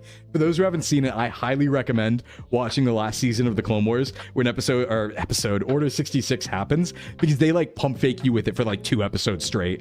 You don't know when it's gonna happen, but you know it's about to happen because they're cutting back to scenes that are happening in Revenge of the Sith. It's really cool. They actually like, there's a super cut of Revenge of the Sith that's 4 hours long where they weave in the finale to Clone Wars because it happens at the same time, but it follows Ahsoka. And there's moments where it's like Obi-Wan's taking a call from Ahsoka and says like, they're sending me to go kill Grievous. And like, it's right after he gets out of the meeting where he gets sent to Utapau. And so it's like happening and you're just trying to track like, oh my god, when is it happening? Like when is Order 66 actually going to go down? There's even a scene, it's very, very like small, but I love this, gave me chills when it happened, where the music's kind of somber and Ahsoka gets off on a Venator and she's like walking through the proceed of clones, right, who are like lined up to greet her, and there's just like one of the clones just kind of like slowly sways his weapon. And it's like a pump fake. It's a red herring, but the weapon just slowly sways towards her a little bit and then goes back. And it's like, ooh, was that it? Ooh, you almost got me there. You almost got me there. That was so nice. Well made. Very well made. It was very good. Remember the time Anakin lost his shit and murdered that chick for getting Ahsoka banished? Yeah, we almost killed the temple bomber. She was Ahsoka's friend. What was her name? Bear Sophie. You'd like to think Galen Merrick, Starkiller, may be canon. If they bring Starkiller in, like that, like I said, you need to have like Linkin Park AMVs going. That guy's cracked. Rebuilding. Vex, thank you for the 20 stream streak. Really appreciate it. And welcome in, Mario. You want to keep a Sarlacc as a pet? I wouldn't do that. Yeah, remember when Anakin did so many crimes? Remember when he impales that guy? And he's like, what? He was going to shoot us. There are compilations of all the Order 66 scenes from the last decade stitched together. Yeah. Oh, dude who made Vader afraid. Stows? I don't know about him. Who's that? He was so revenge pilled even Vader was scared? Oh, man. Yes, Starkiller's way too strong is the problem. Yeah, he pulled a ship down from orbit with the Force. That's not all right. Yeah, we build it back up to tear it back down. Yeah, I mean, Vader, I would say, like, yeah, Vader peak can catch a Star Destroyer. I'm willing to believe that, but, like, you know, even then, it's a little big of a feat. But to be fair, I guess Leia flew through space, so rewatch some of the movies in proper order. Anakin pissed me off so bad, but actually, yeah, exactly, Vex. No, the Council, it's way more, like, eye-opening. Every time you watch Revenge of the Sith, there's a new reason for Anakin to be mad when you think about it. Especially with the context of the Clone Wars, right? Like, this is a guy who went through the Jedi, like, you know, did not and tried to hunt down his Padawan who got framed for a bombing. and they didn't support her. He was the only one who supported her. They all 100% believed she was guilty, and he had to go help prove her innocence. And then she left the order, and they didn't do anything to try and stop her. And they were like, oh yeah, that was your trial, actually. Like, they were trying to like pretend like they knew they fucked up, but they didn't even really apologize besides Plo Koon. And they were like, oh yeah, that was your trial, actually, so you can be a knight if you want to, after they almost, like, you know, put her in jail forever over a false crime. And then she walks out, Anakin's pissed off, and then like the whole time they're holding him back, and then 3 different factions are trying to have him spy on the other factions. You know, even Padme is like, do you think you could talk to the Chancellor for me? And he's like, no, save it for the Senate. And the Jedi are like, do you think you could spy on the Chancellor? And the Chancellor's like, do you think you could spy on the Jedi? Anakin's getting pulled in like so many different directions, and he's like, dude, stop. Like, he's mad. Moment of Doubt 4, 12-issue series. Stouses' guy rebuilt his entire body with machines. Take revenge on Vader. He almost kills him, but Vader ass pulls and kills him last second. Oh yeah, that's fair. That's fair. They let him down major. Yeah, they treated him like dog shit. I mean, like, he was the problem was he was too good at war, right? Like, obviously the Jedi didn't fully embrace the fact that they were generals, even though that's what they were doing. So like, Anakin was outperforming everybody all the time, but wasn't getting any accolades for it, really. Like, he was a super hot shot, best general ever, you know, taking crazy wins out of his ass. But the Jedi, despite being generals, were still pretending like they weren't. And they were like, oh, well, you know, it doesn't really matter that much that you're the best ever. And he's like, ooh, just give me some time. Give me some freedom. You know, like, they could have found, yeah, Vader with no bionics. They could have found something for Anakin to do, right? Because, like, Anakin, unfortunately, was really good at war. And he was really good at that sort of thing, like being a super big hero. He's not the best like peacekeeper guy. He needed to be out there fighting injustice, but there's plenty of injustice in the galaxy. You could just give him the ability to go do that on his own, right? Like, he should have been a wayfinder is what he did, or a pathfinder Jedi, which is like a new canon thing. But it's Jedi who like don't follow the council anymore. They basically petition the council to become wayfinders or pathfinders, and they go out on journeys on their own to do whatever's calling them. And that would have worked for Anakin, right? He could have gone to the Outer Rim and fought slavery, and he would have stayed a good guy. He would have been a good guy, for sure, if he had like a way to direct his energy, but they just didn't do that, you know? They just didn't do that. Yeah, he just wanted respect. Give me a trilogy based on Revan. That would be interesting. I mean, I thought Rey was going to be Revan. I was like, oh, they might be doing Revan here. Like, by the end of The Last Jedi, when it was going a little gray, I was like, this could be Revan. Might be a Revan sitch, but it wasn't. Unfortunate that it wasn't. Unfortunate that wasn't. Yeah, the Pathfinders are really cool. Also, you know, in the High Republic too, there's also, we can't leave out the High Republic books, because the High Republic is like that, you know, that big push that they're doing. That's like the height of the Old Republic, and it's like 100 years before Episode 1, and that's where all the books are, and that's where the movie or the series took place. Acolyte. That was the same time period as Acolyte. Acolyte was like at the very end of it though. But there's some cool characters in there. Some of the book characters are actually pretty solid. Cool stuff going on. Weird enemies they're fighting. I'm not like big on the villains. There's some really weird villains, but like some of them are all right. The books are fun. I think the Jedi are good. There's a lot of cool Jedi in that series that are kind of interesting, but like Vernessa's all right. I'm pretty cool with Vernessa. She's all right, and like the big boy hotshot Jedis are pretty cool too. And the High Republic is over. Yes, it is. The Star Wars D20 game from the late 90s was a really good version if you track it down. I'd love to see that, because I only played Edge of the Empire. The Chiss having Force-sensitive navigators is peak. Yeah, that's going to happen again. I think that Filoni is probably just going to do whatever he's allowed to do from the EU. Probably not a lot of the side stuff. Like, I don't think he's going to go into Emperor Zizor and all of that. But he might go up to Vong if they let him. He might do, like, you know, not only Heir to the Empire, but he might do the whole, like, you know, Janna and Jason, Solo, and Anakin thing. He might do that if given the opportunity. I don't know. Maybe. Yeah, Filoni is kind of running Lucasfilm. I mean, I do prefer it. I think even though I do have my gripes with Filoni, I think he's a little too into his OCs, like we said. I think it's a better choice than Kathleen Kennedy. I think Kathleen Kennedy made a lot of mistakes, and I think that, like, there was a Disney Eye of Sauron on Star Wars, and like, if you got seen by it, you became slop, is how it happened, right? Where it's like, if the Eye of Sauron of Disney looked at your series that you were making that was Star Wars, and they realized it was good, it became slop immediately, right? It, like an instant slopification, right? So you had to like dive under that. You had to be like, all right, we're gonna make Andor, right? And then nobody really cares about Andor, but because nobody really cares about Andor, you can make Andor incredible. And the Eye of Sauron of Disney didn't like laser down on it, right? But then that happened to Mando. Mando was pretty good, and it was solid. And then they were like slopify, you know. So you just can't let the eye look at you. But I think Filoni can probably navigate that. He is the lore. All I care about is lore being consistent, honestly. KK just ran Lucasfilm like a producer, not a creator. Yeah. Well, they threw out a lot too. They really didn't need to throw out the baby with the bathwater when they uncanonized the EU, right? Like, obviously there was a lot of good stuff there they ended up using anyway. So they probably should have just used it. They should have just been like, yeah, all right, let's do that. That was good. People like that. Let's not try and, you know, reinvent the wheel here. We're going to make slop, guaranteed. Corone's getting a Star Wars character? That would be cool. That would be cool. Gotta bring in the Star Weirds. Oh, I haven't heard about those for a while. Yeah, for horror, that could be cool. That's your first move. I don't know what my first move if I owned Star Wars would be. I'm trying to think about that. What would I want to see the most? I mean, second move, we explode J.J. Abrams. Yeah, we explode him. we explode him.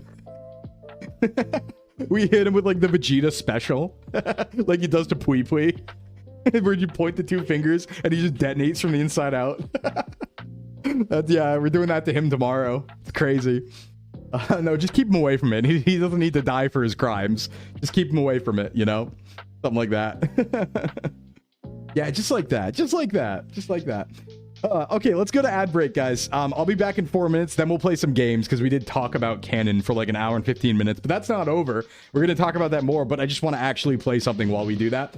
Let's like play some Battlefront or something, yeah? If you read about the Mandalorian Knights, I don't know if I have. Crazy outfit. Hey, Dramatism, what's up? Yeah, Conquest soon. If we make it to that today, I'm not going to stream for too long today because we did 6 hours yesterday and I have a lot of work I got to do. But we will definitely play something. We'll definitely play some stuff. Thanks for the hydrate, Dramatism. And speaking of hydrate, everybody, please get a drink.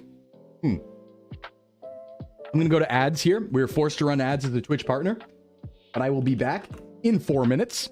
And we'll keep talking and play some games then. All right, everybody, BRB.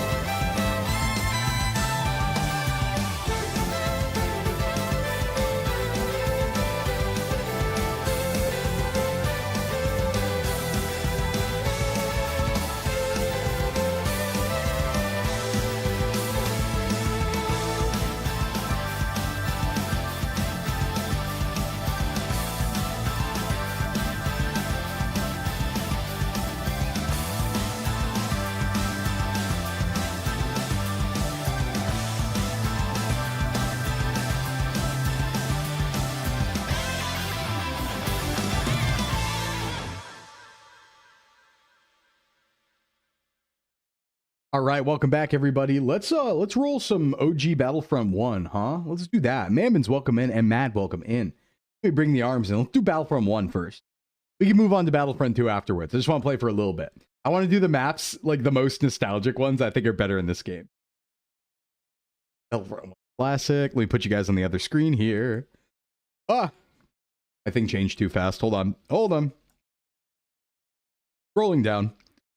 Since they had the High Republic, got to do a same version of the Old Republic. Yeah, they don't, there's like not much. The problem is all the Old Republic stuff now is in like the MMO. And I think it's some cool stuff there, but it's also an MMO, so it's hard to like make a cohesive story because you have to play both sides. But I don't know if it's good or not. Naboo, Tatooine. No, it's Bespin, Naboo, Bespin, Naboo, Bespin, Naboo. Yeah, you can say a swear word dramatism, you're allowed. Yuzong Vong would be interesting in a show or movie format. I think Filoni wants to do it. I just don't know if he still wants to do it. I know he did want to do it. So, like, maybe. It is kind of weird, though. I mean, Vong are weird. That's like just a weird era of Star Wars. Everything's organic and weird and squelchy, you know? So, we'll see. We'll see. Large handful of things Filoni, let's see, from Legends he can bring back. Yeah. All right, hold on. Game needs to show up first, ideally. Please?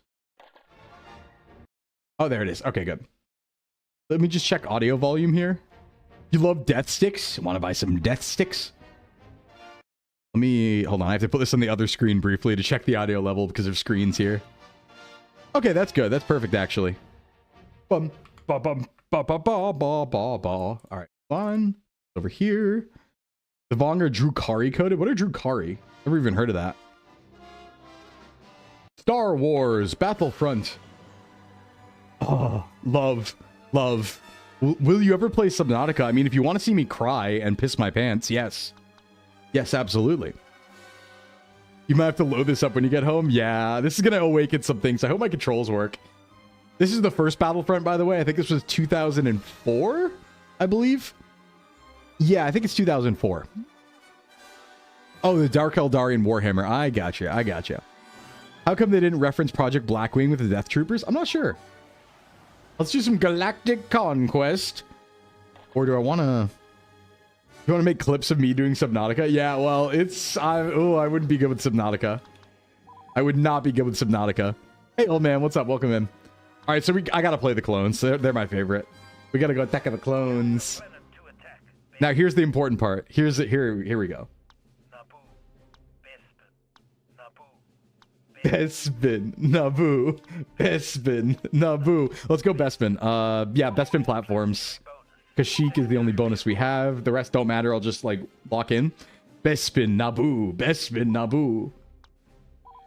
All right, it just, like, jump scared me with the OBS screen.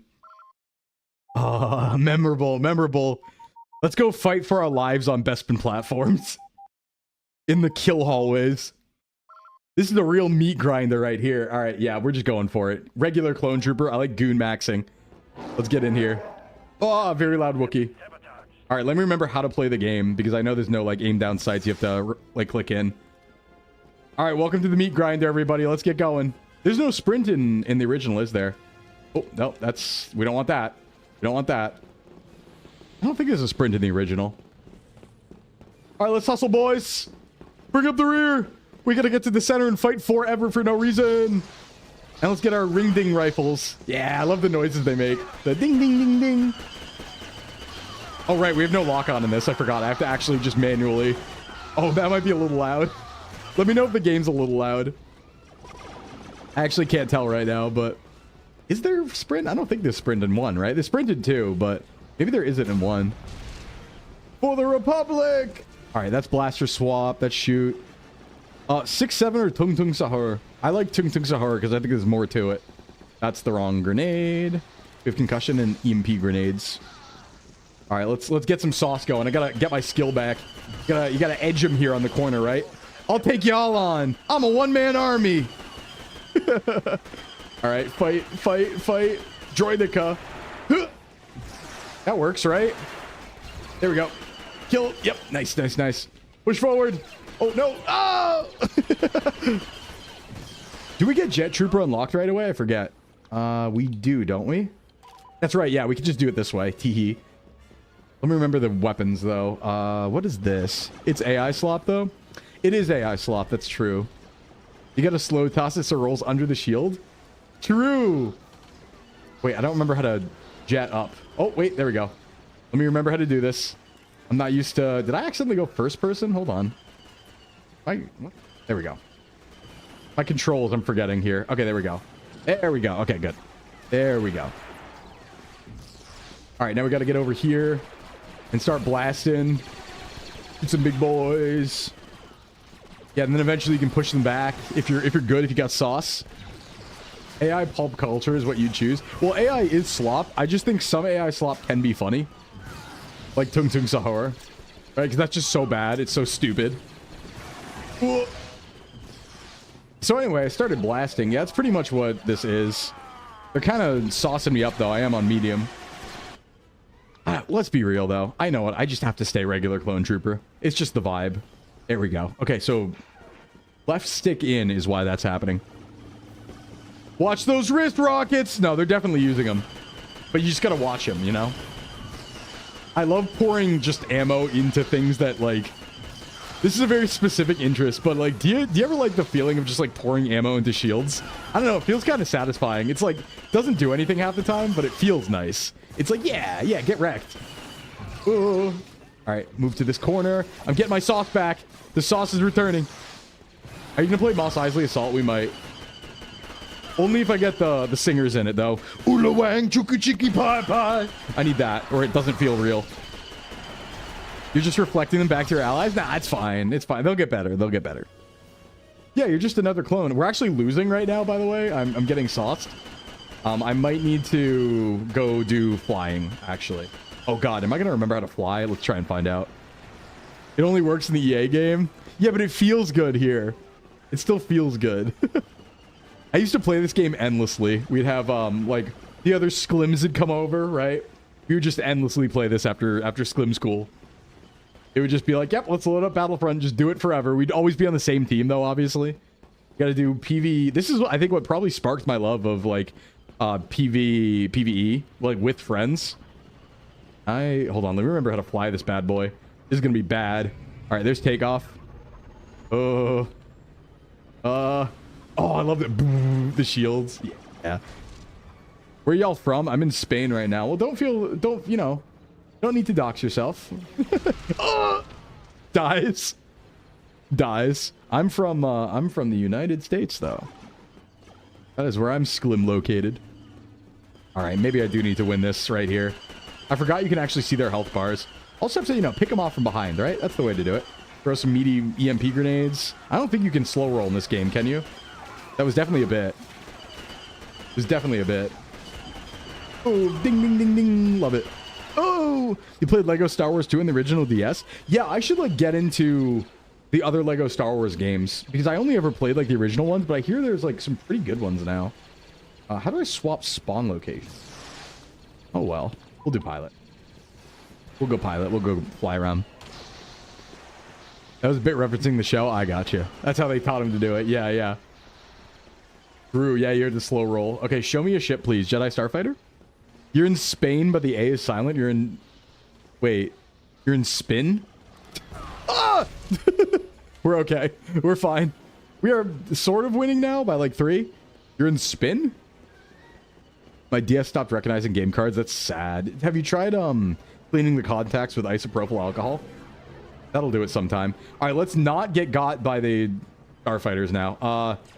I don't even have anybody in here, but I'm using this not to fight the other ships, but to sneak on over here. Let me remember how to slow down.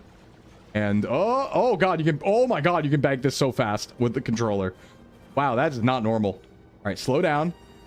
And then we want to go over here. Just yeah, get some fire on that area in general. I don't even know if I'm doing it right, but Spain without the S is pain. Yeah, but they said the A is silent, not the S. So then it's just spin. There's my secondaries. Very nice. I'm helping my boys.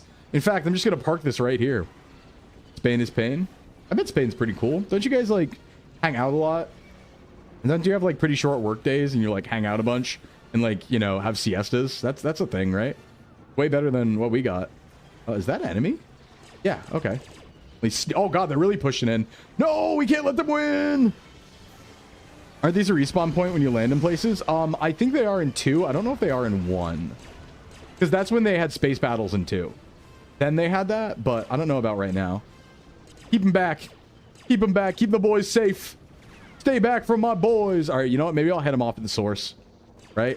Cause some disruption over here. Let my boys push up. Oh, don't shoot me. Oh. If this was in EA2, I'd abuse it. Yeah, this is very abusable. You know what? I'll just push them back the old-fashioned way. Space battles are good. You know, we're going to play Battlefront 2 for sure. I just want to play a few maps of Battlefront 1 before we swap to 2. Just because I want to play, like, the better maps in this game. Most of the maps, I think, are better in Battlefront 2. But I think there are a few that are kind of saucy in this one. Just because of the vehicles. There are a lot of bars per square. Yeah. I bet. I bet. Boing. Boing. Pew, pew, pew. I love the sound. This is maybe one of my, like, favorite sounds ever. Is the Battlefront 2 rifles. And the Battlefront rifles. Just like the ring ding sound. It's like ding ding ding ding ding. Feels good. This one. Ooh, I love that. Ooh, I love that. Sometimes it's kind of cool going into first person. Can I win? Yeah, I can win. I just gotta lock in. I just gotta get better. And not be getting shot from 10 million yards away. I need to just lock in, alright? And stop reading chat for a little bit? No, I can still read. I'm kidding. Kidding. Yeah, droidicas are kind of OP though, to be fair. They are kind of busted. We don't really have a droidica equivalent. Like, that is kind of just a busted unit. Oh, their shields. Oh! Okay, I didn't need to die there. That's bad. I would say droidicas are kind of unbalanced. I don't really know. Yeah, Wookiees were game 2, huh? I believe so, yeah, because all the hero unit stuff was like game 2. Ooh, watch out for that. You also could roll in game 2, and that mattered a lot. Mattered a bunch. All right, we're definitely winning this one, yeah. Just gotta push, push, push. Wookiees with the droid counter? Were they really? Because, like, I don't even know how... I mean, there might be a different way to counter droidicas in 2. They're kind of hard to counter in this one. Gotta do a little strafe action. And then ring ding it up. Throwing a grenade! Wait, 8,19 to the second? 6, 7? What? Ow! All right, thanks for rocketing me in the corner. You saved me from the droidica. Appreciate it. You didn't have to. Okay, that was a mistake. That was a mistake. Yeah, super high damage. So, okay, so just hit them really hard and win. That's the answer. All right, got it. Good advice. Just shoot them harder. I don't know. I don't really do anything to their shields, yeah, with my general rifle. But you can also get them on the roll-up, I know, because they take a little bit to deploy. So if you, like, focus them before they get their shields up, that's also viable. All heroes on Mos Eisley? Yeah, we might play that later, Calypto. In fact, we probably will. That's pretty iconic, right? Yeah, there is jetpack troopers, so I guess you could do that. All right, I'm getting absolutely tossed. Hugs, y'all. Hugs you too. Wookiee's a bowcaster. How does that help against droidica? Ooh, I'm getting sauced. I'm getting sauced. It's just one of those days. Okay, I'm dead. But I think we're winning. I think we're winning. Battlefront, my beloved? Yeah, pretty much. Pretty much. Just does more raw damage. Nice. Yeah, there's no Mos Eisley Assault in 1, is there? That's such a cool hidden feature. I wish we had stuff like that. You could charge the caster, but I don't know if that takes down the shields. Not sure. There's for damage boost. Thank you. Thank you, AA. Appreciate it. I need to get a good Wilhelm scream down. I love when there's only a few left and you have to go hunt them down at the end. It's like, all right, only 4 of you left. Let's go find out where you live. Bowcaster canonically isn't plasma-based and bypasses shield, like exploding arrows. Yeah, it's also, like, can't be shot. Like, breaks your shoulder if you're not a Wookiee. Gotta love me the jetpack troopers, because you always rocket jump just to shoot a rocket. I do think that, like, as much as people make fun of EA Battlefront, I think the Ewok Assault mode's pretty funny because it's like a horror game. It's like asymmetrical multiplayer horror game when you're playing as the Empire against the Ewoks. It's so funny. It's a good, like, good Halloween game, I would say. Let's go hunt down that singular troop and kill them forever. Come here, droid! Ooh, not today. Oh, wow, he's kind of saucing. But I will be the one. I claim victory. And then you have the really, really calm victory screen. So like, I think that map's better. I think there's 3 maps that are better in Battlefront 1. I think one of them is that map for sure. And I'm probably, rather than do Galactic Conquest, I'll probably just do the other 2 maps and then go to 2. Because there's, I think, more to do in 2. Continue without saving. Unless they let me... Naboo Plains is actually pretty fun, to be fair. Actually, most of them are here, right? Because the good maps are... Yeah, we have to get to Geonosis. Let's do Naboo Plains. Naboo Plains is pretty fun, I think. There's a lot of good vehicles on this map. The worst map in either game is Fallujah. Yeah. Yeah, Falluja's kind of bad. Or Felucia, sorry. Not Fallujah, the real place. Felucia. It's definitely not Fallujah. As much as EA Battlefront gets ripped on, it's pretty good for being reskinned Battlefield. It's like, I mean, it was one of those games where everybody hated when it came out. I didn't play it much because I was like, that's not Battlefront, but, you know, I think they have more features nowadays, right, than they used to. But this is the good map. This is a really good map. It's literally just like episode 1 planes, but there's a lot of good vehicle combat. And there's even ships. You just have to get to them in time before they take off. Wait, boys, wait. Wait for me. There we go. The Acklay, yeah. I like these like tank maps, vehicle maps. They're kind of fun. Plus I have my laser man. It goes boo. It goes boo.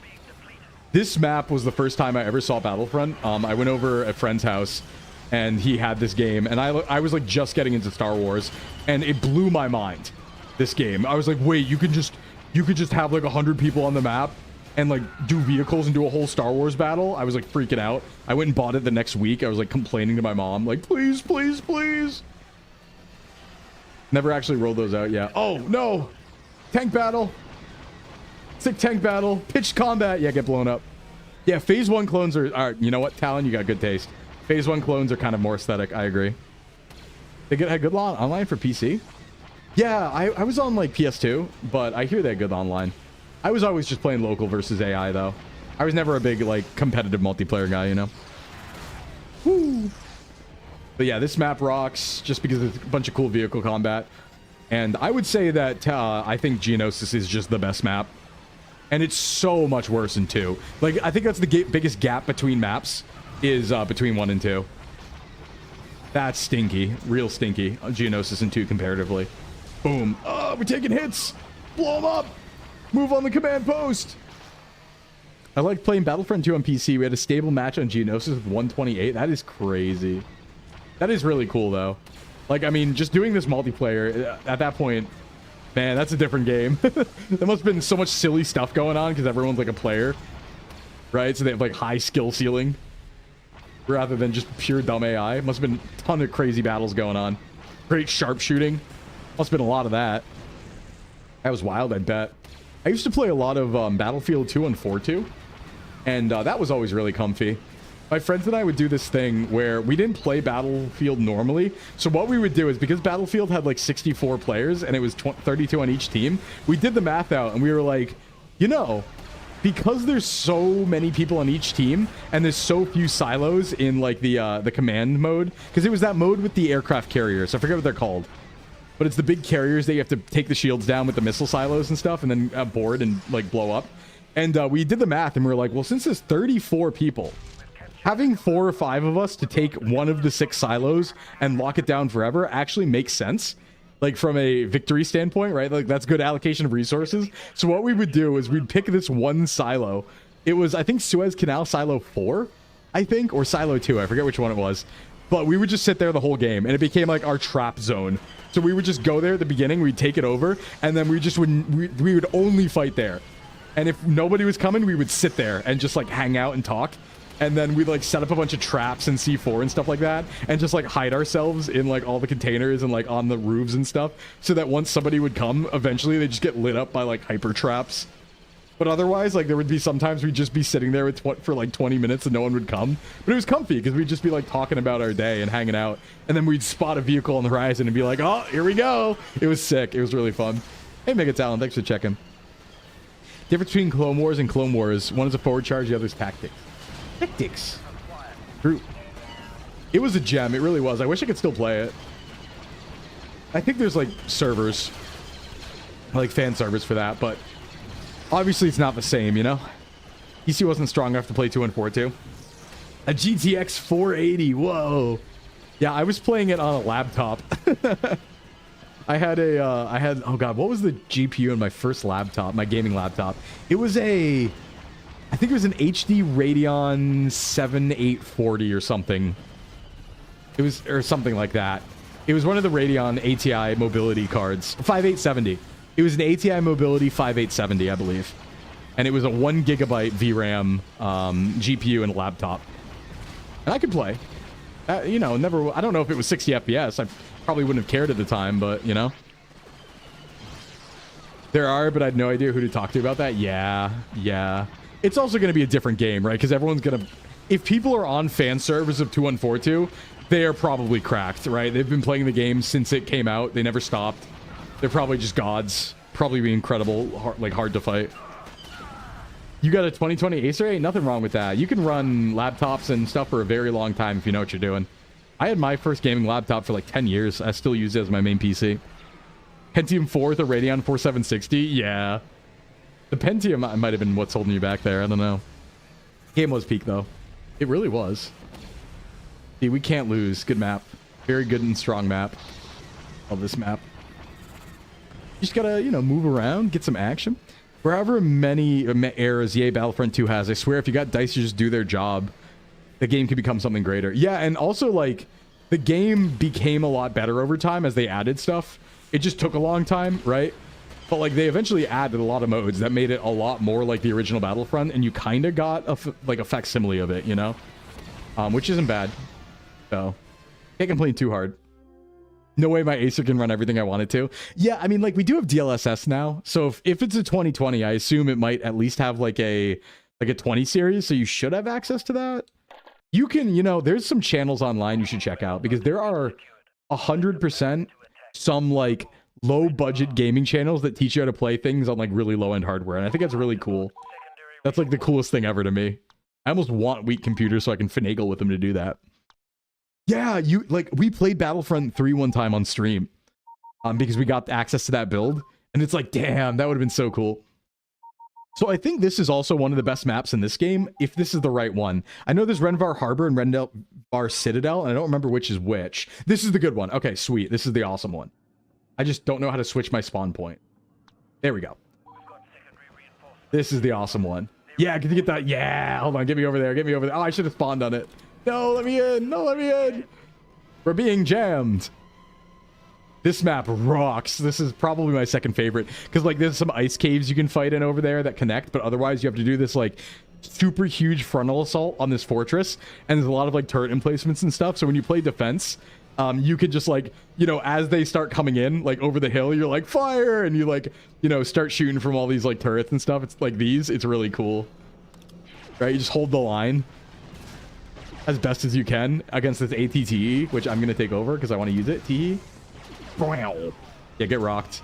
I mean, you're never gonna win against me here, you know? I'm kind of good. They are doing big damage though, actually. Yeah, goat map. This is not Hoth. It's called Renvar. Missed fiddling around with TF2's config. Yeah, yeah. Okay, we are taking mad damage though. All right, come on, secondary gunner. You got to lock in, buddy. Can't do this alone. Oh, we're getting rocked. We got to abandon. We got to abandon. I'll sneak in from the side. But yeah, this was always so fun on defense. That was like one of my favorites. Because, you know, you just trying to hold it as they push forward with their big tanks and stuff.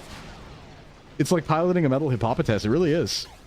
You cannot stand and bang with multiple tanks. I know, I can't. Even with an ATT. I love that they use Tamora Morrison's voice for clones in this. Yeah, me too, me too. That's the clone voice that like I used when I was doing my RP. When I was playing the clone commander, I used his voice, not the new one. Or maybe a mix of the two, I guess I would say. But they both feel right to me at this point, just because of Clone Wars, but... Yeah, I did leave them to die, but to be fair, they could have gotten out. They just, they didn't lock in. It is pretty impossible to backdoor, though. That's the only thing, is because they really got you locked in these caves if you try to attack from behind and break through. But it's like, oh, it's such a slug in here. Just impossible to break through. Right? And then if you can break out, it's like easy win, but it's not happening most of the time. You're going to fight in the halls forever. But I think this map is really, really well made. I think it's like super balanced and fun. All right. Yep. Push, push, push, push. I'm taking the other side. I'm flanking. Move in, boys. Move in. We might actually push out early. I don't know how fast the reinforcements are going to come. I just have to stay alive. Oh, grenade. Get out of there. Ah! Droidic on the choke point. Good luck. Yeah, pretty much. You got to keep pushing. You just got to, you know, push it to the limit. D. Bradley Baker does a great job as the clones. Yeah, no, I think he did a great job. Like, I think they were way more individualized clones then, and I like them a lot. I like Tamora Morrison's voice more, but I like their personality more. Just because there were so many. Yeah, keep pushing, boys. Oh, sorry, I shot you. Teehee. Keep pushing. We got to get these. Oh, I'm going to hide behind the ice. Drop your shields, man. Oh, no. Oh! Maybe I should rocket trooper. Okay, we are actually very big losing right now. Let me rocket trooper and see if I can get myself a tank or something. They're just kind of sitting there. Oh no, they're getting bodied. What are we doing? Boys, you got to get those. Why are you leaving them hanging? That one's totally empty. Oh no, it's not. They're just waiting. I forget if there's lock on in one. What weapons do I have? Blaster, pistol, and mines. That's right. Okay. And there's the ATTE again.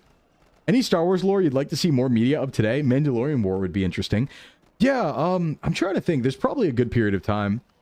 You know what I would like to see, actually, is I would like to see more Rebellion stuff. But, like, actual Rebellion stuff. And what I mean by that is, like, you know, we have Rebels, but that's following, like, the non-main cell Rebels. I'd like to see some real Rebel stuff. Like, Rebel versus Empire, like, Rogue Squadron type stuff. Or, like, moving with, like, the Rebel fleet. And doing, like, Rebel missions. Because there's not, like, they kind of just show up and then win. Right? As, like, you know, there's some stuff in Rogue Squadron books. And there's some stuff in, like, the old games. Like, the Rogue Squadron games. Oh, never mind. Those were allies. Oops. But, like, we don't get much that's just, like, alright, the Rebels are fighting, doing a hit-and-run tactics on this place. And, you know, we're fighting with our capital ships and Nebulon Bs and stuff. I want to see some of that. Maybe something following the actual leaders. Yeah, yeah. Like, I actually really liked the Mon Mothma parts in Andor. I thought that rocked. Getting to see Mon do some stuff. That was pretty good. So, glad to see it there. But I would like some, like, later Rebellion stuff, like, during the original trilogy, because we don't have any of that, really. We only have, like, games for that in books. Why Wing is the workhorse of the Weeble fleet? The workhorse of the Weeble fleet. It is. It is. All right, we gotta take it back. We gotta push him with the big boy.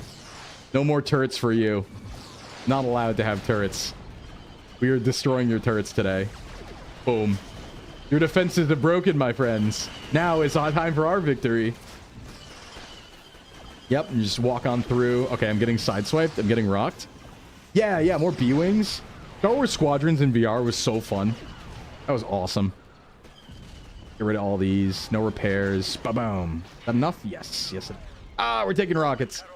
That's all right. We're cutting them off. We're cutting them off. Blow up all the turrets. It's going to be huge for us. There we go. Oh, and the real tech? Real tech? Steal their stuff. That's the real tech, right? Not only do you deny them one. No! Don't take it! No! No! Aha! I got it. I got it. You got to deny them one and take one for yourself, right? That's the real strat. Yeah, Squadrons is fun. I would have liked the campaign to be a little longer, I think. Even if it's just like rehash missions, I don't know. I just like being in space, man. Is there a weak point on these in the back? Forget. I don't even have big cannon. Can I swap eats for big cannon real quick? Yes, I can. I gotta do it myself. Here we go. Where do we got every... Oh, that makes me dizzy. Okay, V-Sync, please. Boom, boom, boom. Big... Oh, no, no, no. Okay, big one. I keep pressing the wrong button. I'm assuming it's Y. It's very much not Y to swap. Yeah, I like how the Droideka just tanks that, by the way. Not even a problem. You love the variety of ships. Wish you could use a U-Wing. Having the B-Wing was so fun. Yeah, I think one of the cool things that I really respect Rogue One for is Rogue One had a lot of interesting ships in it that were like canon ships that like never get used anywhere. Like they really respected like the variety of the Rebel fleet in Rogue One. You can even see like the Ghost in some of the shots, which is really cool. And they use like the transporter AT-ATs and they use the U-Wing and stuff like that. It's like, oh, this is cool. They know what's up. We see like a huge variety of ships that actually make sense for the Rebel fleet. And I'm like, yeah, all right. You usually don't get that. That rocks. Why are we getting bodied? We're like in their sauce. We're very much in their business. Yeah, original Rogue Squadron was so good. All those were so good. Haha, Redditor. Hey, Nuna. Why you call me a Redditor? Why you call me a Redditor, Nuna? Why would you do this to me? I've done nothing wrong. I'm playing Peak. Just playing a little bit of Peak. Perchance I can have some Peak. All right. I'm doing the gun myself. Take that. Wow. Right, I forgot about the side guns. And blast. Hot swapping here to more efficiently damage. Yeah, the E-Wing. Yeah. And then you could, like, unlock the Corvette. It's a lot of cool stuff. I would like to see more capital ship battles in general out of Star Wars. I think that's, like, one thing that... I really like it. I really like strategy capital ship stuff.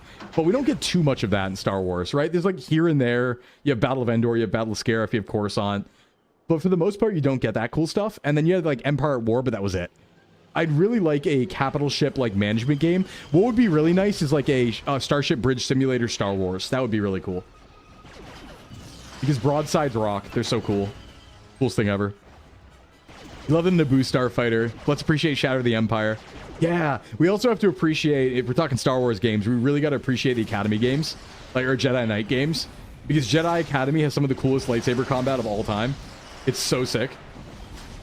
I was considering playing that, but it takes too long to get there. I need to, like, find a save file or something to get to the part where you're doing a bunch of, like, sick Jedi combos on everyone. Wow, we're getting rocked. How are we still losing? We're like up in their business. How are we losing? That's right. They went, hold on. They went through the caves and took over our main base. That's why. I'm stupid. They do that when you focus too much. We've swapped positions. That's what happened. I need to take some of these, actually. You know what? That goes there. I need to do some missions of my own here. Gotta take some of their command posts. Hey, man. Watch their wrist rockets. Gotta take this. Gotta do some work other than killing. Reloading. Ah! No. Stop. I don't want to lose command posts. I want to gain them. Losing's bad. Gaining's good. Okay, I got sauced. No more spawns, please. Thank you. Heal me. Heal me. Oh, I thought that was an enemy. Oh! You were playing Dark Forces last night? Nice. The only problem with me in Dark Forces is there are puzzles. I'm very bad at puzzles. So I have stupid puzzles. Imperial Shuttle's a good ship. It's a cute ship, yeah. Only Star Wars game you consider playing was Jedi Knight. That's a really good one to choose, honestly. It's a really good game. Knight and Academy. I prefer Academy because I think the lightsaber combat's more fun. But that's really the only reason why. That was the gold SRS. Dark Forces was, yeah. Dark Forces was gold SRC. I don't think Jedi Knight and Jedi Academy were. But the original one was. Yeah, I don't like getting lost on maps. I'm very bad at puzzles and very stupid, so... This is like a very low-brow opinion, but I like straightforward things. I'm not one for puzzles or like thinking, so I'm just like, I just want to kill things and move forward. It's fun. Ah! I got turned into dust. We lost the fortress. We have one. We are getting absolutely clobbered. I don't even know what I can do about this at this point. Yeah, Jedi Academy is so much really silly fun. Yep, I should play those again too. God, there's so many things I should play. We should just see, this is why I'm jealous of retro streamers. I'm very jealous of retro streamers because it feels like retro is kind of its own category. And it feels like retro streamers can just kind of stream any retro game and they all rock. And I'm like, oh, I wish I should do that. Every once in a while, I'm like, it pulls me where it's like, I see it's like some people I know who are retro streamers and they just are like playing whatever. And it's like the coolest games of all time. And I'm like, man, I want to do that. That seems fun. You know, just doing full playthroughs of old RPGs and like KOTOR and like stuff like that, like Dynasty Warriors, even modern stuff like Xenoblade sometimes. I'm like, man, that seems fun. That seems fun. Maybe I should get a little gamer. Can a guy get a little gamer? That's all right. All I have to do is live and kill 50 people myself. It's that easy. And there actually might be a way to do this. Hold on. Hold on. Okay, not you. I'm not dealing with you. Can I sneaky and find an ATTE? Oh, not past him I can't. You don't see me. No, you see me. Oh! Defeat. I love how sudden it is. Just hits you with it like, meh. Me when I stream Call of Duty Modern Warfare 2 in the retro category. Yeah, I mean, I think retro on Twitch is 2006 and back. So I think we're technically okay with all of the games we're playing today. But yeah, KOTOR would be so sick. But that's just like such a long playthrough. All right, hold on. I want to back out because I actually want to do the other map I like. Let's do Instant action. Let me show you the best map in the game. Instant action, Geonosis Spire. Wait, hold on. We want Clone Wars. No, not best in platforms. God, how do I control this? Hey, Zach. The memories when I was like 5, I'd team kill and just battle in the ice cave. Yeah, Renvar is a good map. Everyone's definition is different. Yeah, but the Twitch retro category is... That's how like that works. Hold on. I think I have to actually click this. Yeah, that's all I want. Let's play Geonosis Spire. You know what it is. All Geonosis Spire all the time. Launch. What do you mean retro? This was released just a few years ago. Yeah, it's not that old, is it? Hey, Floral Shop, welcome. That was only 5 years ago. It's typically 15. I go for 20. Yeah, I read everything pre-Gen 7 was allowed. So I was like, okay. So yeah, this is the best map in the game. Destroy the Techno Union ships. These like voice lines live in my head rent-free. Every once in a while in my mind, it'll just be like, enemy forces have captured the Spire. We've captured the Spire. Oh God, what's happening? Oh, I hit the ground, that's why. But yeah, this map rocks. Just like the big ground battle with all of the equipment, right? You got the ships, you got the big tanks, you got everything. You can blow up the Techno Union ships. The Spire's like the big fight point. I think this is the best map in the game. I know it looks really basic probably for like 2026, but this is Aura right here. Right? And then you fly over here like in the movie and you aim right above the fuel cells. Aim right above the fuel cells. It still takes a long time, but oh, I crashed. DS came out 2004, yeah. Enemy forces have captured our commander. They're making him read audiobooks and record them. Sounds kind of fun. Audiobooks are cool. Ow, I'm getting chumped. Don't chump me! Oh, okay. Let's move up with the ATTs. Move up, boys! I don't remember. Yeah, you can command in this game. That's right. I forgot about that. Follow me. Follow me. You can, like, bring your own soldiers around. Oh, I love frontline combat. It's so cool dying with your boys in, like, a line. That's so cool. That's the best thing of all time. I want to die with my boys in line combat. We all yearn for that, if you think about it. Don't we? Hey, Absol. Ooh! I want to push forward with the big tanks on foot. That's awesome. That rocks. The Wii came out 23 years ago. Wait, that's true. Wait, no, it's not. No, the Wii came out in 2005, I think, right? So not yet. I yearn for the Clone Wars movie. I do, actually. All right, so Clone Wars is all right. It's not the best movie, but there are some scenes in Clone Wars where I'm like absolutely sauced up at all times, right? We got like a lot going on there. Like the line battle scene in Clone Wars where they're shooting through the dust at like when the war starts. Oh boy. Oh baby. Talk to me more. The Wii is 6 or 7. It actually is, yeah. Yeah, Wii is 2006. Hey Circuit, what's up, man? What's happening? All right, don't get killed by the Geonosians. Don't get killed by the bugs. No bug action today. Addy on notice. Get out of here. Ooh. Blue.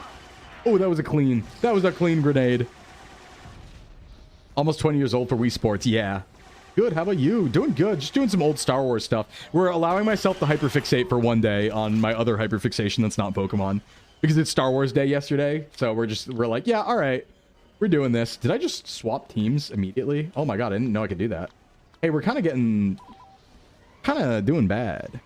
Kind of losing here. Maybe I should... Oh, we lost the ATTE. All right, let me do some combat. Let me lock in. I need to lock in and take one of the transport ships. We can't allow him to play Card Shop Simulator anymore. He ripped and shipped. No, but my rip and ships are good. My rip and ships are good, Div. I sold them under market price. My rip and ships were cheaper than Walmart and Target. Because I cheated. Because I didn't do it for profit. I did it for love of the game, so I actually broke even. And what I did was I would scour online deals and like distributor stuff to get the card packs for cheaper than like they sell at any single store. And then I'd sell them for exactly that much just so I could open packs. Also, I just team killed. It was totally morally acceptable. Trust. It was very morally acceptable. I underpriced everyone. Everyone. No one sold packs as cheap as I did. No one! No one! An art-free bug. Yeah, kill the bugs. But not Addy. Addy can live. Let me blast that. Just get a little fire over here. I should capture the Spire. I should probably capture the Spire, huh? I am enemy forces and I need to capture the Spire. Oh no, destroy this. Get this out of here. We're getting shredded, by the way. I probably should take some command posts, huh? The John McAfee sprinkler.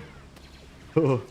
Do you remember that time where John McAfee took a revolver and said that he's experimenting with quantum immortality, and then he shot himself 6 times, but none of the bullets happened? There was no bullets, and it didn't work. And he said that he couldn't die because he's quantumly immortal, and he couldn't die in this timeline. Does anyone remember that? That was weird. I think about that a lot. What did he mean by that? What did he mean by this? Ugh. Yeah, no, I forget the exact story, but it's like a Medium article or something.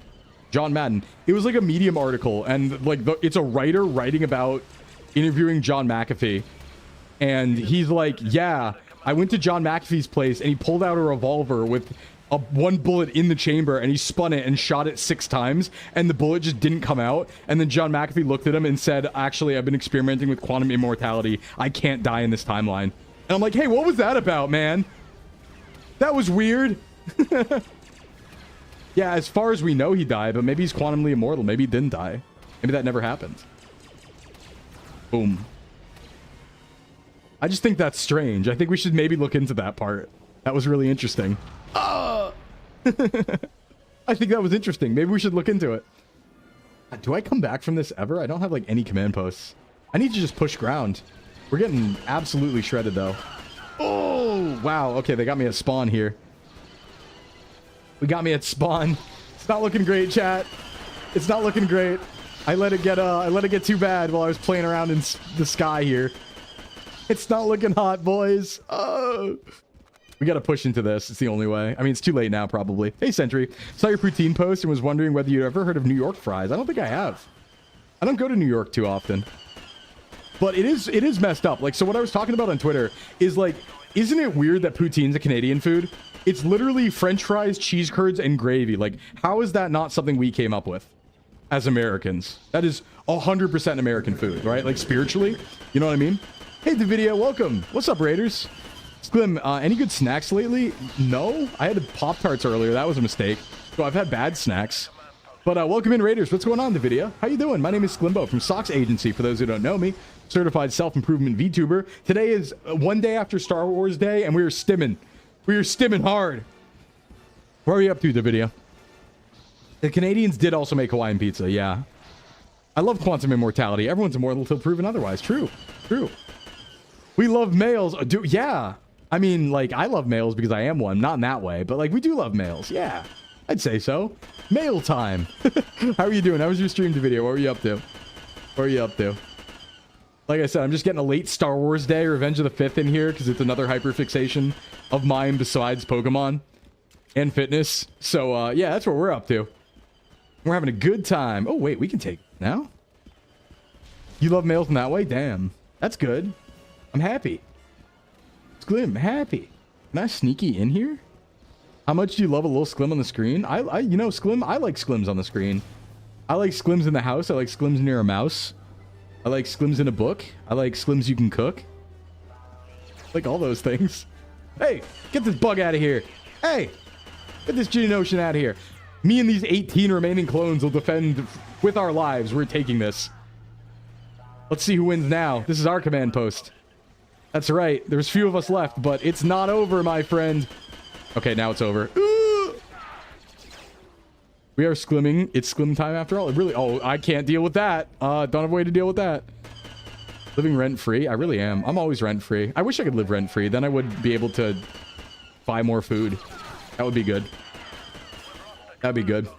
Hey, you know, beans and rice kind of good, though. Beans and rice kind of kick, you know? It's a struggle meal, but it does good numbers. Got good numbers. It's a good struggle meal. It's good for you. Glad I don't have rent. Don't you have like a mortgage though? Isn't that rent but worse? Or better, I guess, depending on your perspective. But I mean, if your water heater explodes, you got to do it. So there's that. Beans. All right, here's my plan. There are 3 clones left. Theoretically, we can't lose until I die. So all I have to do is just lock in. Right? Don't forget property task. Yeah, I got my SVA can of bean ration this month. I did. Well, I haven't yet. The can of bean ration comes later in the month. It's ice soup for a while. Die, Droidica, die! Yeah, clean hit. Do you have an oppressive HOA? Yeah, that's a good question. Do you have an HOA? Ooh, I forgot that was here. Just need to kill 40 dudes each? Yeah, me and this one other guy. All I need to do is just not be shot down, really. If you think about it. I'll just need to defend my capital here and not get shot down. Which, frankly, I do have to, like, land to do that. Or I can not let them come in. Stay away. Be gone. Be gone, freaks. God, how are they not pushing in yet? You don't have an HOA? That's really good. I don't think I would ever go anywhere that had an HOA. Oh, I lost anyway. Damn. But that map rocks. Okay, let's do Battlefront 2. I want to do Battlefront 2. I want to do Battlefront 2 so bad. But I think there are some maps in Battlefront 1 that are better. Like, so that's got some sauce. I think, like, I don't see... Can HOAs actually do anything to you? Like, if you're... All right, so obviously, I think HOA get away with a lot of things because people do listen to them. What actually happens if you decide to battle your HOA in war? Right? Like, what happens if the HOA tells you to do something and you tell them that you can come kill me? Like, what is the process for that? Right? If they're like, oh, your trash bins are 2 feet away from the lawn, you have to go to jail and pay a fine. What can they actually do to you if you're like, come kill me? Come kill me. Come do something about it. What can they do? How can they take my house, though? Like, how can they actually do that? How can they what is the process of foreclosing me and my own home if I'm paying? Like, how does that even happen? Hold on. I have a bit of an issue.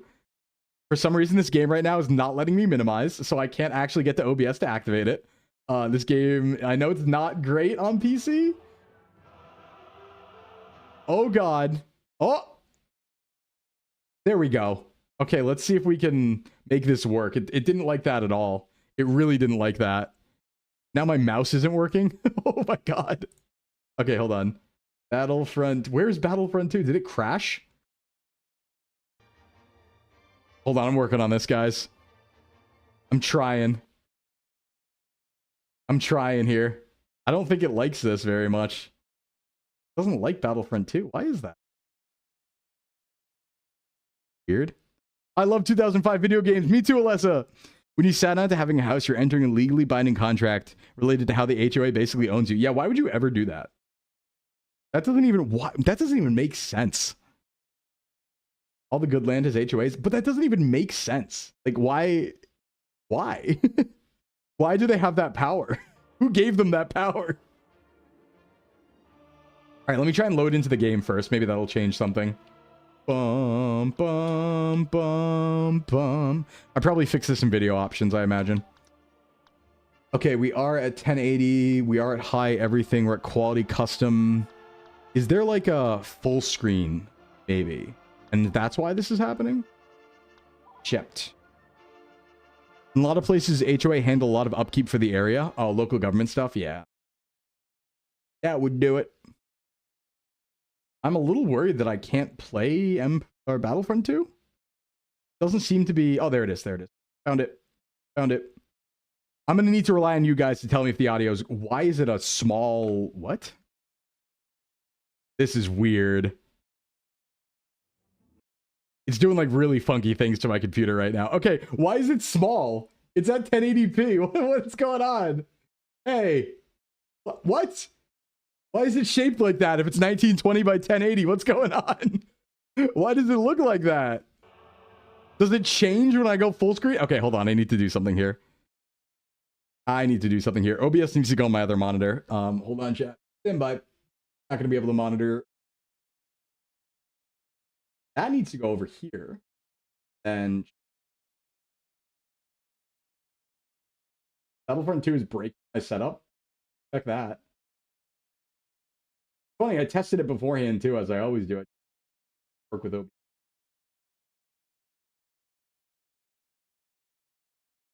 A moment. Stand by. Stand by. Not to see such a resolution option on this game. Yeah, I don't know why it's... What I'm wondering is if I go to full screen, if it changes. Wait, is this still tracking me? Okay, yeah, it is. Why does it do that? Wait, let me try and... Hold on, hold on. That doesn't make sense. You would think that...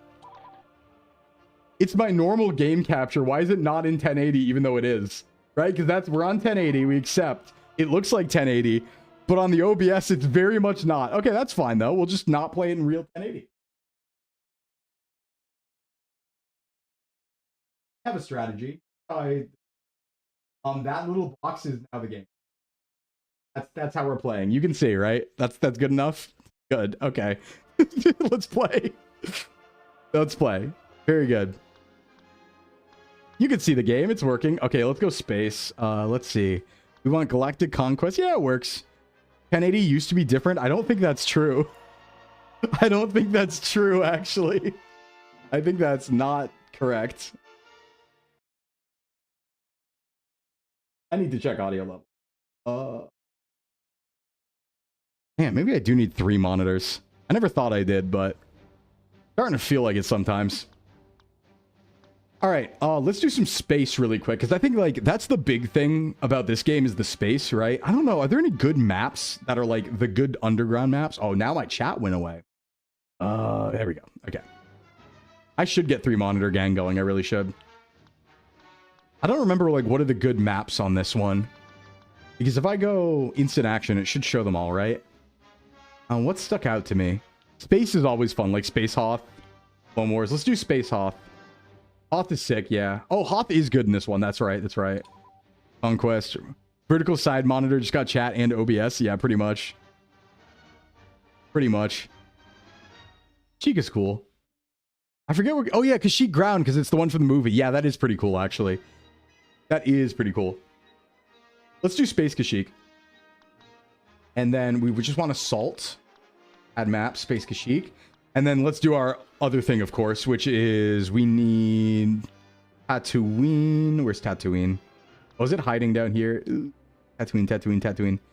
Wait, where's Tatooine? Mos Eisley, of course. Oh, is it called Mos Eisley? That's why, yeah, Mos Eisley.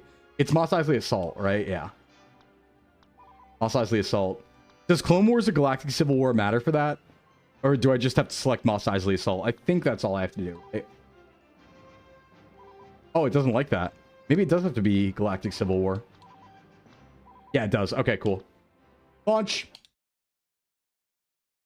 Oh, now it... Okay. All right.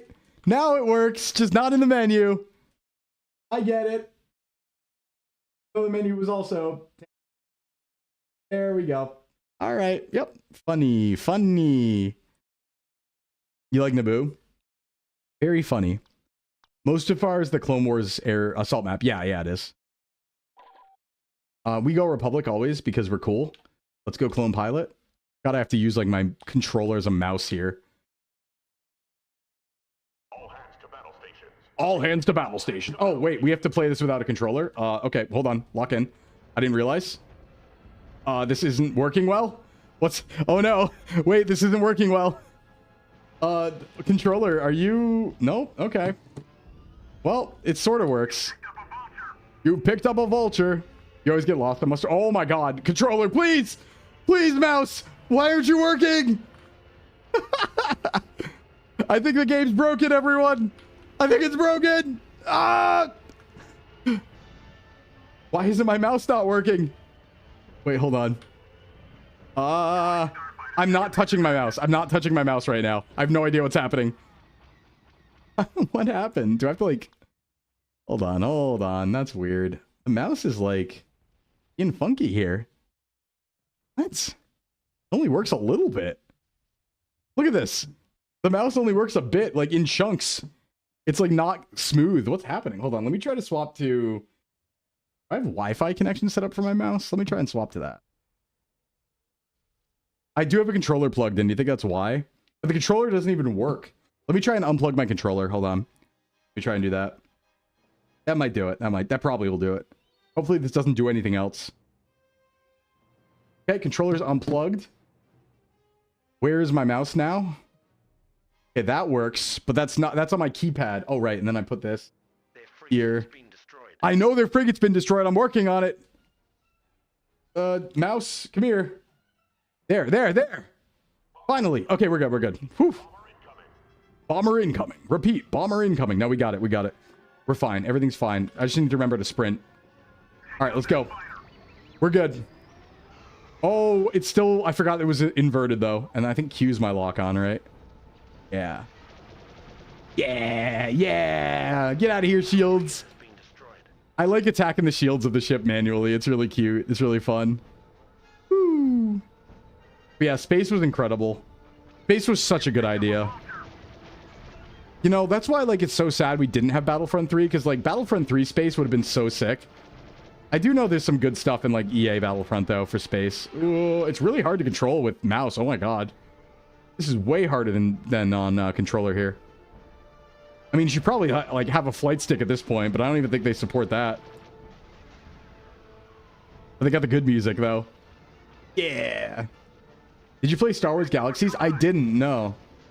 I had it. I just never played it. Yeah, I bet you would get used to it. Yeah. I am very much not used to it right now, though.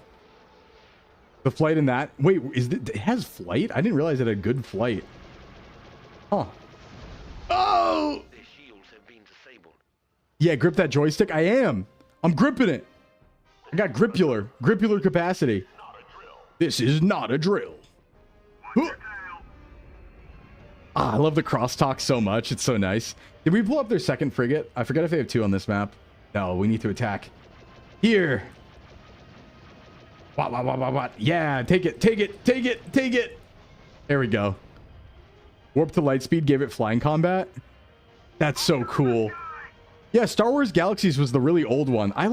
It was weird because I had it. I remember it sitting on my desk for years. I think I just never opened it or something. Like, I don't know why I didn't either. Maybe I just was, like, too busy playing other things. But I definitely remember it sitting on my desk, like the starter thing for it sitting on my desk for, like, 10 years and just never opening it. Oh, this guy's doing mad maneuvers on me. This is Grievous himself. Oh, come on. I'm getting sauced. Speed up. Get out of here. You missed Kino? Damn, I should look up some videos on that. Yeah, actually, that could be a fun video to watch, like, see what it was like. Because I never, like, looked at it at all. All right, come on. We're all in. Oh, incoming missile. No! Dodge, dodge. I like that barrel roll right there. Yeah, I'm kind of an ace combat player. I'm kind of an ace. A fighter ace, you could say. They have Star Wars Galaxies emulator servers. Ooh. You had to complete secret quests to become a Jedi, and it wasn't discovered for, like, a year. That's actually kind of good. The problem is I am one of those people who wants to be a Jedi. I don't care about anything else. I want to have a lightsaber. They're so cool. It only got discovered because EA was complaining that they had no Jedis. That's funny. Like, actually. Oh, he turned on an axis. I didn't know you could turn on a dime. Oh. Showing it made you a criminal and had permadeath. Whoa. Wait, so like Jedi, I like that Jedi are super rare though. That does make it kind of interesting. So Jedi were super rare, and then like if people saw a Jedi, they'd like try and kill him. Is that the idea? That is pretty sick. Oh god, controlling this is really hard. All right, get out of here, bomber. I'm taking this bomber down. This is my life mission now. Bounty hunters were after him. That's so cool. Oh, any game that has real life bounty hunters is maybe the coolest thing ever, right? I think about that a lot with like EVE Online too. Things like that where it's like, yeah, there are real bounty hunters in this game and real assassins. That's so cool. I love games that have their own like economy and culture that's entirely player driven like that. You had to have specific stats that were randomized per player. That's so cool. I like it. Yeah, not everyone can become a Jedi. A bit of the game gatekeeping itself. That's kind of crazy. They would never do that now. Time to set the table, so you have to roll some dice. Sounds good, Div. Thanks for coming by. Thanks for the lurkies. He had an ult in a big guild or whatever, and he had to deal with his buddies to take up some of the bounty slots at any given time. Oh, that's cool. That's a good idea. You had your station blow up because you manipulated the markets. EVE Online is crazy because it has lore. Right? Like, I remember watching like a 2-hour video one time on like a big EVE Online event that happened. That was like this big war that was entirely between players. And it was totally just like an immersion event that happened. But like the actual lore behind it was insane. Between like huge factions and armies and stuff. And I'm like, whoa, that rocks. It makes you want to get into that game and spend your whole life playing that game. Galaxies would have had lore if it wasn't an EA game, true. Yeah, like I forget the factions, but there was something about like a space station out in the middle of nowhere. And there being like the biggest war, like the biggest battle of all time in EVE Online happened eventually. because of all of this, and it was like so crazy. Dies. Not very good at the ship combat thing, huh? Maybe I should take a bomber and not be a chump. Control to pilots. I'm taking this bomber. This ain't yours. Yeah, that's right. Go to the starfighter. This is mine.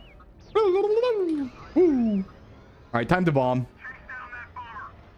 We're also, I think, oh yeah, we are very much losing. I might be able to change that though. Hey, don't shoot me, please. I'm trying to do some sick bombing action. Trying to do some sick bombing action. Oh god, let me. Yeah, there we go. I remember the hard points. Dodge, dodge, dodge! Missiles, missiles! Battle of Coruscant. Just like it. Alright, this is all me. This is all me. Oh no! Missiles, missiles!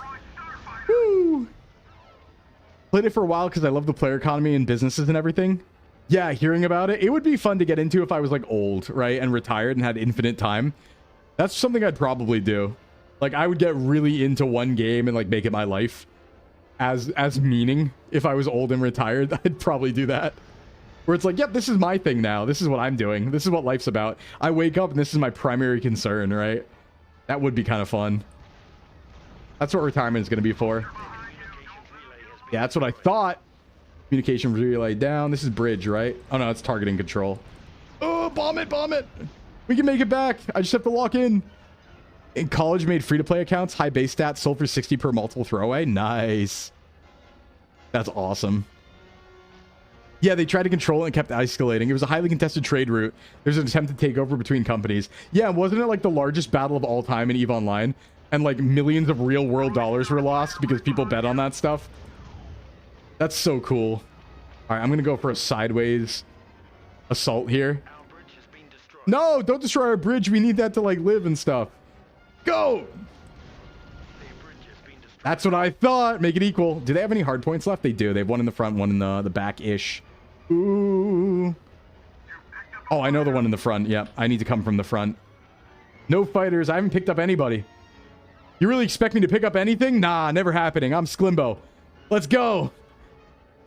I ain't picking up fighters or anything else. Wait, did we blow this stuff up? Maybe we did. Actually, maybe we did. Trillions of ISK was lost, like 500,000. Oh my god. Oh, it must be the undercarriage one. I think it's the bulb underneath is what I need to blow up. It should be over here, right? No, where is it? I forgot. Ah, there it is. Yeah, yeah. Not today. Not today. In terms of assets, I believe it was 300k plus. Wow. We should get something really disgusting going and get like polymarket betting going on EVE Online, right? Just like a crazy combination. Oh, that was a very bad. Can I get another one in? Can I get another one in? It's close. Yeah, baby. Getting the EVE itch again. Sorry. Sorry. I mean, the problem about streaming is you talk about so many games that you get an itch for every single one of them. I want to play like 20 things right now. Like simultaneously in my mind right now, I'm like, oh, I should play the old Jedi games. Also, I should play Trails because I'm behind. Also, I should play, what's it called? Pokemon ZA because I'm not finished. Also, I should play like, I don't know, a random D&D MMO because it kind of feels nice. And also, I want to play Skyrim at the same time. It's really bad. Can we have infinity time, please? Please, please. All right, we're waiting now. Now we just need to find what's in the back. Oh, is it the engine targeting thing? Yeah. Bobo Island. Yeah, play more Bobo. You can't play Eve because your 15-month-old daughter would destroy your Titan. No. Does she like play with the computer? Ooh, sensor relay. We're kind of getting hit while we're doing it though, but we recover because we're a pilot, so it's fine.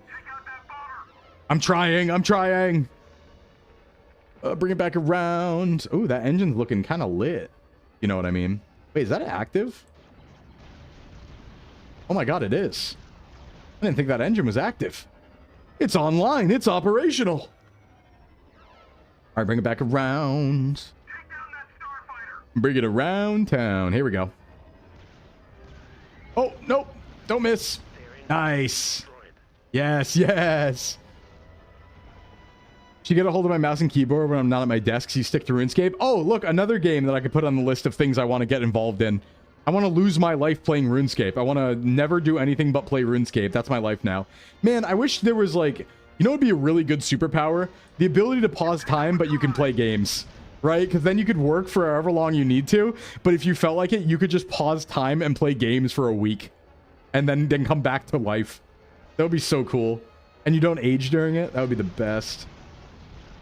Boom. All right, that's the ship. That's the ship. It destroyed everything. Warframe's good too. I never played Warframe. I played Destiny for a long time though. I played a lot of Destiny too. And OG Destiny. One point you had FF14, DPS queues on a PS3, EVE Online in a laptop, running mining ops, Monster Hunter on 3DS, waiting in guild halls. Oh my god. Game maxing. Game maxing. See, the most I can handle multitask-wise is like a game I can play with one hand and YouTube. That's the most I can ever handle. Beyond that, I'm too split. Like, something that I can do one-handed, like RuneScape, or like, trying to think of what some other good one-handed games. Honestly, Sea of Thieves, even though it's not one-handed, was pretty chill that I could do that and watch YouTube because I don't have to, like, pay attention too hard. RuneScape's doing leagues right now. Increased XP rates. Ooh. Been a while since I played RuneScape, but not, like, too long. I'm working on it. Trying to hit him with my shotgun laser. Nice. Get out of here. Yeah, score one for the Republic. Damn right. They have a lot of points left for me. Oh, never mind. The points were bugged. I was like, wait a second. Why are we not winning yet? Let me take a drink. It's time for the one everyone's been waiting for. You know why we're here. Muzi Day! I want heroes and I want Obi-Wan immediately. Remember how to play this. I need to remember my abilities. Okay, so then I have Saber Throw. And how do I swap? Oh god, how do I swap? Switch weapons. Ah, there we go. I want Force Push, I think, is what I want. For the Republic! Gives you modifiers for harvesting and everything. Ooh. Oh no, Anakin! We'll do it together. We'll take him together, Anakin. Wait, are you bad, Anakin? You're bad, Anakin! Oh! Space Jazz intensifies. You have to wait a while for that, though. It was bad Anakin, not good Anakin. I forgot that there were two. I'm coming, Ayla! Huh! Oh ho! Oh, it's Kiadi Mundi. Let's get it. I love the lightsaber. Honestly, the angle of holding the lightsaber, very minor thing, but I really like it.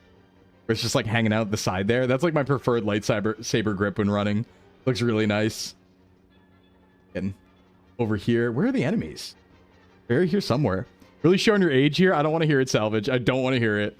What do you mean? This game's pretty new, isn't it? This at sleepovers is pretty... Not today, Emperor. Oh! Now you just go crazy. Sorry, Chewie. Sorry. I'm locking in. I'm killing Grievous. Just like in real life. I mean, not today, everyone. Get out of here, Dooku. Not today. Oh! Ew, old ass game. No, new. It's pretty new. It's pretty new. Played this when I was 4, 2 decades ago. Damn. Damn. I played this when I was not 4. How about that? Let's put it that way. Oh no, I'm gonna kill my own friend Luke. All right, Grievous, come here. Wop wop. Take it, Grievous. This was the prime sleepover map, right? Like, you would just run this. It didn't even matter who won or lost. You would just do this for hours at the sleepover on end. You know what I mean? And you just kind of like hang out, get tired, talk the whole time. I'm old, Yusuke. Yeah. This was it. Oh, Hoth was that for you? I think the good part about this, though, is it takes so long to end. So you don't have to, like, constantly be in the menu. That's, like, the nice part about this. This and the Wampa hunting and whatever in Hoth? Yeah. You're in the later half of your 30s? Thank you. Thank you. I'm not, but thank you. All right. I'm a pretty basic boy. I kind of just like Obi-Wan. Oh, we don't have... I thought there was a good Anakin. I guess I was wrong. Weird. I thought there was good Anakin here. Yeah, it's nice. Like, you jump across the rooftops and you land on them and just go wacky mode on them. Uh-oh. All right, let's do it. You were like a brother to me. All right, die.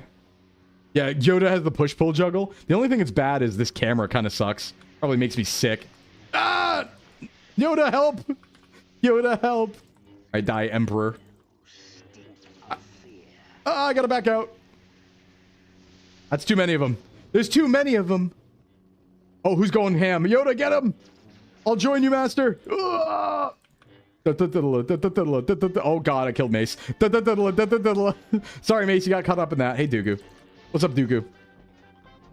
Oof. The only problem is I need to like turn on VSync or something. Hey, floating man, what's up? Not today, Emperor, not today. It's really shaky. Ah! Anakin, stop panicking. Yeah, get out of here. Not you too, Maul. I'll do it again. I'll do it again. I'm kind of goated. Okay, maybe not. Maybe I need to heal. I think that's your sensitivity. Yeah, maybe my sensitivity is really high. Okay, I'm getting hunted. But it's really jittery, too. Let me go over here and see if I can fix that. In options really quick. Video. Would it be... What would it be? Video, audio, controls. It doesn't feel like sensitivity's high. No, it's pretty much in the middle there. Joystick's dead zone. Joystick sensitivity. Jedi. Game? No. Maybe video V-Sync? That probably wouldn't be it, right? Wouldn't be... You can't do it in game anyway. Oh, well. Oh, well. I'll just keep it as steady as I can. To the best extent of my abilities. Oh! Come here! Get wrecked. What's up, Yoda? I think I hear Vader. Yeah, here's some breathing boy somewhere. There he is. There he is. I'll do it to you again. All of you. Line up. Line them up and knock them down. That's like a voice line from this, right? Ah! I tried. This game probably needs an ini file adjustment for things like VSync. Well, I actually saw VSync in the settings. I just didn't turn it on because I figured it would probably be like locked anyway. I have a 60 FPS monitor, so, or 60 hertz monitor. So I was like, oh, it's probably fine. I probably don't need VSync, but I was wrong. I was wrong. Ah, don't burn me. Thanks. Dun, dun, dun. Oh, he's back. They're back. Come back here. Man, playing a gunman in this kind of sucks, huh? We're kind of just better in every way. Sorry. In fact, I'm getting jumped. I'm getting jumped. He jumped me.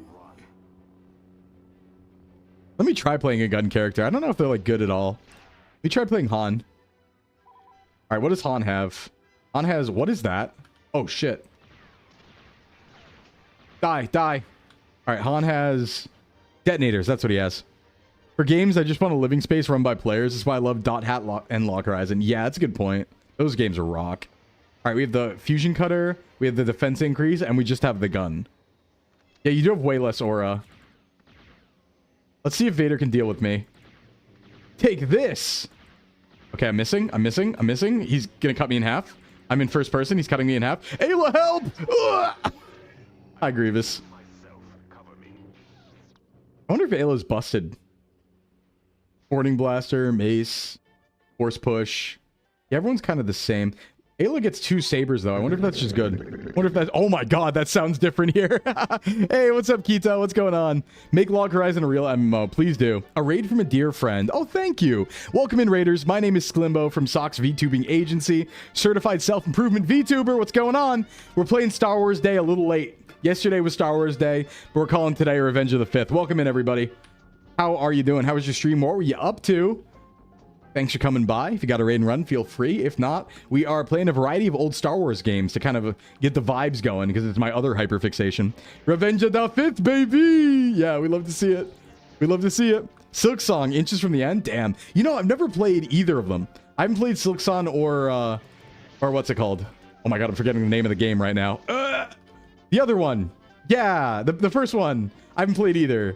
I'm kind of a chump for rogue. It's not a roguelike. Castlevania, Metroidvanias. The problem with Metroidvanias for me is I don't like puzzles and I will get lost. So unless there's a really good map, it's generally not for me. Got a raid and run. Already late for work. Hey, no problem. No problem, Keita. Thank you so much for coming by, and I will see you in a bit. Thank you for the lurkies and thanks for the raid. Hollow Knight. Thank you, Arkid. Appreciate it. Appreciate it, Arkid. Thank you. We're just playing a little Moss Eisley Assault. You know what it is. You know what it is. Getting lost is part of the fun, but I'll get really lost. I'm dumb. Wait, Ayla's kind of busted. What the heck? Is Ayla the best character in the game? The double saber, hold on, kind of really good. Even the sky combo is insane. Look at that. Look at this. If you can hit it, you can't really do anything about that. Accidentally killing everyone. Okay, finally downed. That's crazy. Ayla's got sauce. Nice run, too. Oh yeah, that's a good run attack. That's a really good run attack. Let's see if we can sneak it. Oh, Vader, come here. Vader, you're actually a chump, turns out. By the way. Ooh, not you though. Not you though. Attack. 3-on-1. 4-on-1. I'd say the odds are even. Let's go. 5-on-1. Don't tell me the odds. Don't tell me the odds. Yeah, that's right. That's right. Thanks, Obi-Wan. Yeah, you do that. Sorry, I'm going to kill you by accident here, but get out of my way. Yeah, I'll go like 7-on-1. It's fine. Kind of cracked. They call me Ayla. Is that how you run in real life? It is, Jay, right? Hey, what's up? Little Moth Isley assault action going on here today. We must be winning, right? I'm doing crazy work right now. Oh, yeah. Oh, yeah, we're winning. Oh, yeah, we're winning. Excuse me, Leia. I'd like to run that way in real life, honestly. Grievous. Cannon. Cannon. Oh, no. Oh, no. Don't get me in the corner. Do I have push? I do. Come here. Oh, he blocked. Right, I have pull. That's right. Come here. That's the way to kill, right? You just pull him to you and then kill him immediately. Where's the music? I want my cantina beats. Ula wang chuku chiki pie pie. I want that. I want that really bad. Come here. All of you. All of you. Fire's a problem. Oh no. Getting double teamed. Gumbo's getting double teamed. Oh. Hey, Dukes. What's up, Dukes? Lightning's kind of rough. What about Chewbacca? Doesn't Chewie have a rocket? Rage. I have an idea. Anakin. Oh, right. It's guided. I forgot about this.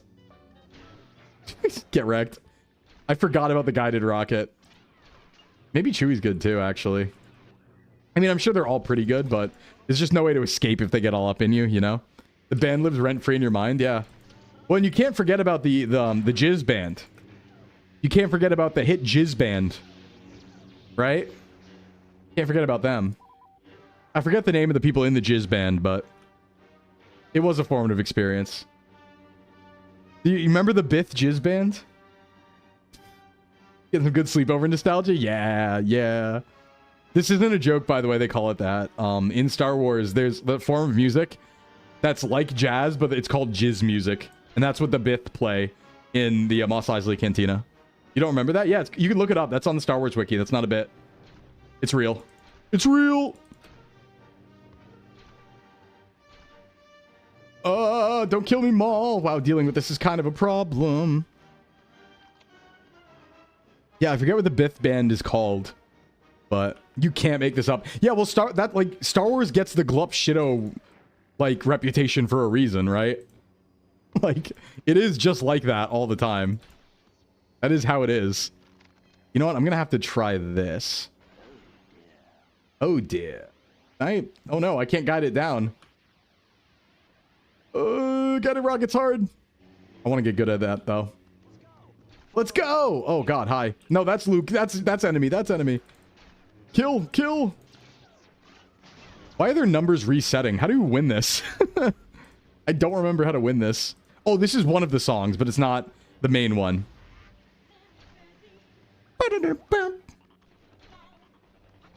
This is the other song that has vocals. Kind of low, probably, though. You know, I probably need to turn that up. I think it's a little low. Ah! Ah! Come back here. Non-canon, non-canon, non-canon. Why are you fighting Luke and Vader? Just because, like, that's what's in the game. Because it's every faction. It's like every faction from every timeline, every hero in the game, and that's all you can select in this mode. So it's like, you know, they have the bad Anakin and Vader because there's both Clone Wars and Galactic Conquest, or Galactic Civil War in this. So it's weird, but like, I mean, who would choose Vader, right? Everyone knows Sith Anakin's the coolest guy of all time. No one would be choosing Vader, right? Right? Vader's a kind of a loser. Kind of sucks. I think Vader's a chump. So real, yeah. Anakin's so much cooler, I'm sorry. He's got so much aura. I mean, to be fair, Vader, I guess, is the definition of aura, but I can't say it's the type of aura I even like. I like the angst aura way more. And Vader's just sad. He's just like a sad old man who's like scary. But once you like figure it out, you're like, oh, okay. He's just kind of depressed. Meanwhile, Anakin in the Clone Wars is like, you know, definition of hotshot. Vader, more like lamer. Yeah, got him, Amelia. Got him. More like Darth Dork. Come here. Sorry, Luke. Not personal. Hi? Ah! Yeah, I deserve that. I did deserve that. I think I want to play Empire at War now. I think we got time to play Empire at War. So we've played a little bit of Battlefront. I'm going to swap to Empire at War. Because there's a lot of cool mods for that game. And that's like my favorite Star Wars game of all time. I'm saving best for last, in my opinion. Let's hit that. Get some of that going on. I've loaded up some mods specifically for today. See, let's put you. I do need chat to be back over here. All right, so some people might not know about this game. This was a 2006 game, or I think it was a 2004 game for the first one, and then 2006 for the next one. Comic Vader is the king of war. He really is, yeah. Vader is just nerfed Anakin, exactly. But like, this is a Star Wars grand strategy game called Empire at War. It was kind of obscure, I think, but it's really good. It's so good. And I'm going to play a little bit of that. It's a really hard game, though, and it's really, really long. Like, you kind of can't just play the game because it takes, like, actually 100 hours to beat a Galactic Conquest. Maybe more. But I can at least show you a bit of it and why it's so cool. Let me just make sure it's popping up on screen here. Not that. Empire War Forces of Corruption. We are going to go into the mod menu, though. So we're going to have to relaunch the game. Because you have to launch into the main game before you go to the mods. But there's actually a really robust modding community for this game that's still active. So sad Petroglyph died. This game was incredible. So this game, base game's like okay, right? But the mods are actually insane with what they add. So if we go into mods here, we have Empire at War Expanded and we have Thrawn's Revenge. These are like the two big mods. There's Fall of the Republic and Thrawn's Revenge. One is Clone Wars and one is a regular game. It's a top 5. Yeah, it's a top 5. Logga always smacks me with nostalgia. Love Monkey Island, LucasArts Peak. Yeah. Where's my audio? Hello? Audio? Oh, I have it low because I was watching YouTube probably last time I was playing. That's so fair. Okay, but we're not going to play base Forces of Corruption because just to explain the lore, so Forces of Corruption was an expansion pass for the base game, and they added a third faction called the Consortium that was a totally non-canon faction, and it's way more broken than every other faction to the point where you basically cannot play anything other than them when you're playing against AI because they're so broken. So, avoiding that entirely, we're going to play Fall of the Republic, teehee, because I want to play Clone Wars. I want to do this.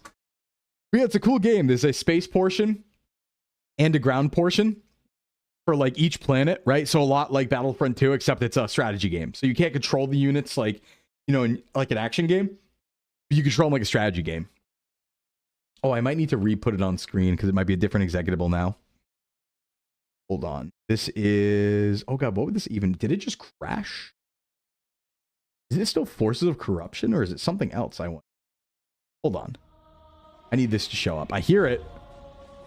There's a cool opening cinematic that you're missing. I'm trying to fix that.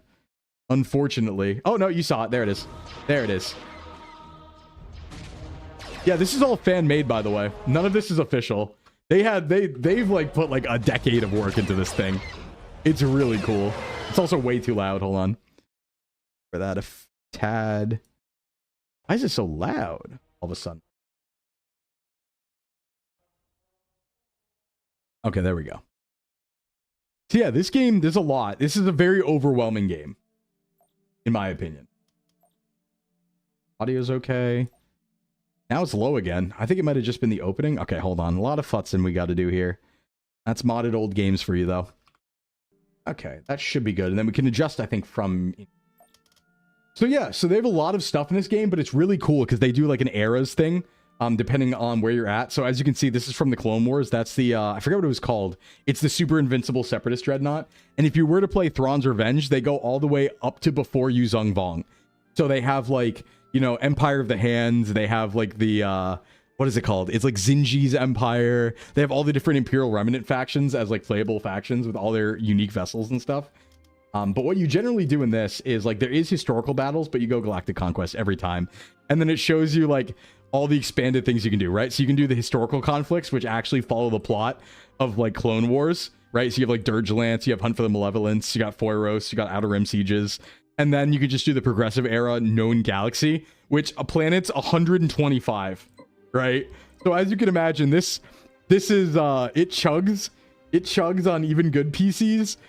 When you get into 125 planets and every single one of them has to be manually conquered, these Galactic Conquests take like 200 hours. It's crazy expansive, but that's so cool to me. And then you can play the Hutts, the Republic or the Confederacy. And then there's also like the Republic Sector Forces, Banking Clan, Commerce Guild, Techno Union, and Trade Federation. And they all have their own planets that eventually will get incorporated into, you know, the Separatists, the Confederacy. But at the beginning, they're not. Same for the Sector Forces, because the Sector Forces are separate before they're part of the Republic. It's really cool. But just to show it off, we probably want to do something more limited, because the big problem about this game, and something that's really hard for me, is the AI is always way faster than you, and I don't have high APM. So if I do from the ground up, you only start with one planet, but they are going to just like take over a bunch really fast because the AI is better than you. But then if you do known galaxy and you start on equal footing, your planets are all over the place, and it's like impossible to keep them all and remember what's where and how to do it. So it's like, what do I do? So I don't know. I want something smaller. Maybe like a 20 planet would be nice to show it off. We can do Hunt for the Malevolence from Galactic Republic. Let's do it on Captain difficulty. We might actually lose. And then we'll do Galactic Republic. Start. So Hunt for the Malevolence is when they're trying to find that Separatist Super Dreadnought. So our goal is going to be to destroy that, basically. And let the game load for a second, then I'll show you everything. Choose an option. Story mode. No intro. Let's do story mode full. That seems cool. I didn't know they have a cutscene. Oh, right. They have this stuff. Yeah, they have their own cutscenes. I forgot about this. This is cool. This is cool. I think it's going to be loud again, though. I'm going to have to turn it down again. Oh, it's not any louder. That's good. That's good. And they use the Clone Wars intro noise. Nice. I haven't played many of the story modes on this. I've only done like regular Galactic Conquest, so this is so cool. Strike from the shadows. I'll be Wolf Yularen. Hold on. While the war rages across the galaxy, more and more star systems fall under the merciless attacks of the sinister Count Dooku and his droid armies. Unable to fight on all fronts simultaneously, the Republic's navy finds itself constantly outflanked by separatist forces in devastating surprise attacks that leave no survivors.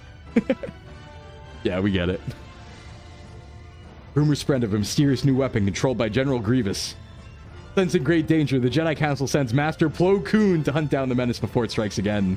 Are you Tom Kane? Yeah, it's me, Tom Kane. It's me, Wolf Yularen, myself. War! Very cool. So they do this sometimes in the story mode, where they have you like load into a mission with pre-planned assets. I've never done a lot of them though. Maybe I should have skipped this because I do want to just show regular Galactic Conquest, but see how involved it is. Usually they don't take too long. Here we go. Meanwhile, an Abrigado.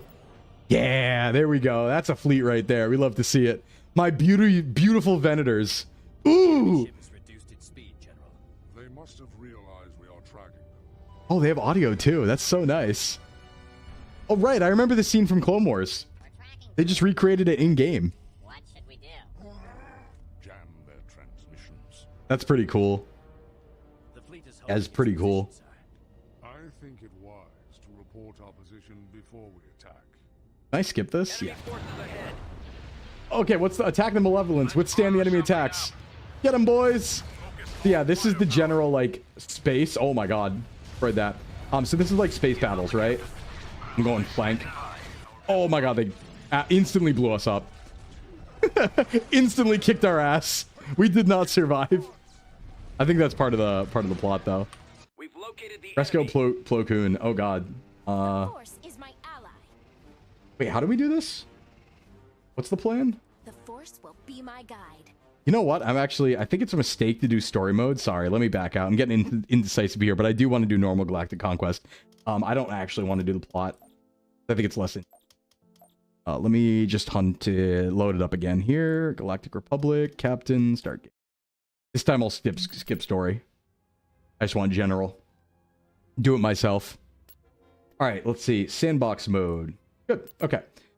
All right, so here's how it starts. So as you can see, we got all of our planets here. Color is going to denote what faction it belongs to. And obviously red planets are ours. We're the Republic, right? And you can see my heroes up here. So these are all the heroes I have access to. So we have Coburn. We have Rex. We have, who is this? Ask-Ak? One of the senators. Okay. We got Wolf Yularen. We have Plo Koon. We have is this Ahsoka and Anakin? Oh, wow. That's a good squad. And who the hell is this? Jarl? Who's Jarl? He's got a Corvette. A lot of the heroes in space will like have their own ship. So some of them, like, even though they're just a dude, might be like commanding a Venator, like Coburn does. So base Plo, yeah, I'm nice that we're starting with Plo. That's really cool. So yeah, the problem is we need to, goal is destroy the Malevolence, I think, right? And take over the galaxy in this sector. So we need to start production here. So what you can do is you have like all of your ships, right? So you have your different classes of ships. And you have your different classes of like defense platforms and stuff like that you can build, and then ground forces as well. You can build, and you know, if you level up to like a capital shipyard, obviously you can make capital ships, but not everyone can have a capital shipyard. So certain planets have certain bonuses for that. Like it's really like, you know, grand strategy, right? Areas give unique bonuses, and I think you can see those when you like hover over the planet.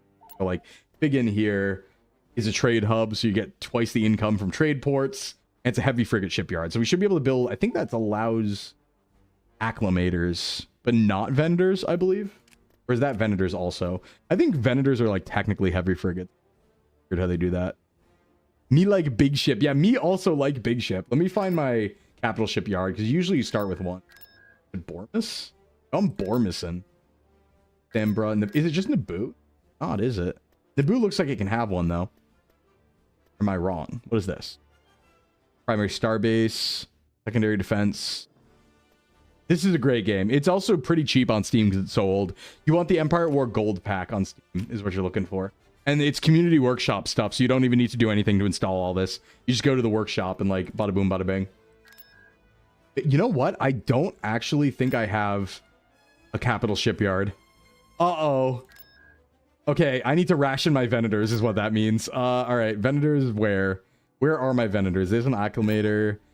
Usually the top of the stack is the best ship, so... Oh god, do we have any Venators? We have Wolf.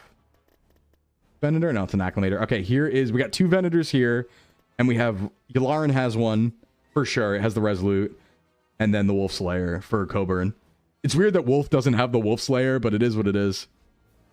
And then, do they have one in space? No, they have the Twilight, which is their transport ship. So we want to use them on the ground. Okay, so everyone is pretty much over here. So what I'm going to do is try to make... Oh, here's some Venators too. Okay. So first steps is going to be try to like, you know, coalesce where your power is and connect your planets probably. So we got 4K. It looks like our defenses are pretty good. So what I'm going to do is try to take some of the connecting planets. It looks like we have connections over here, right? Does it go here? It does not. Crap. Okay. I need to take Runa or something else. But first, I should probably take Rindella Ground or Enarch. How many do I have here? One vendor and two vendors. Unfortunately, can I get those? I can get them together, but it's kind of funky. Hold on. Let me do a little tech here. Leave this at the planet. I know that's stuck down there. I got to take the planet. Hold on. Let me... What are you commanding? What do you got over here? You have a Corvette. Not useful. What's my play? What is my play? I guess we can do... Get these guys up to here, but how bad is it? Let me scout it out, maybe? Where's my scout ship? Here it is. Constructing unit. Yeah, you can make like little probe ships, basically, to probe stuff. It goes bam in the sand. Let's see how bad it is. Yeah, it's bad. Oh, it's bad. Oh, that's a lot of people. Those are kind of big. Those are Lucre Hulks. They're kind of big. Oh, I don't like that. The rest is kind of easy, though. Hold on. One Lucre Hulk is 15. I think one of my Venators is 15, right? How much is a Venator worth? 21. Oh, my Venators are a little better, but I wish I could use both these forces without sacking. I guess I can do some hit and run. Let me try a hit and run here. This is going to be a bit risky, but let me see if I can pull this off. If I go here... I'm gonna leave this behind at Rendell. Actually, I'll leave a fleet here. We just need to occupy the space. We don't need to like do anything. Do this. And then I'm gonna put this here. So lead. So this is like one tech you can do, which is if you put a ship in the front, all of your units won't come in at once. You can bring the rest in through space. Gonna rope me into space games? Hell yeah. So like right now, because I only led in that first slot with this little ship, it's the only one that comes in. So it lets me scout and not commit too many forces if I don't want to. So this actually doesn't look too bad. I think we do win this. The problem is they have a platform here that's going to call in even more reinforcements. So it depends how big that is. Because we're going to see here. We have some fog of war going on back here, obviously. Yeah, a lot of small ships. I'd say we're probably about equal. And that's usually not a great thing. Usually want overwhelming force. The AI is kind of good in this. Sometimes you can catch them when they're wrapping around, though. So, yeah, I can't really bait them. They're not going for me.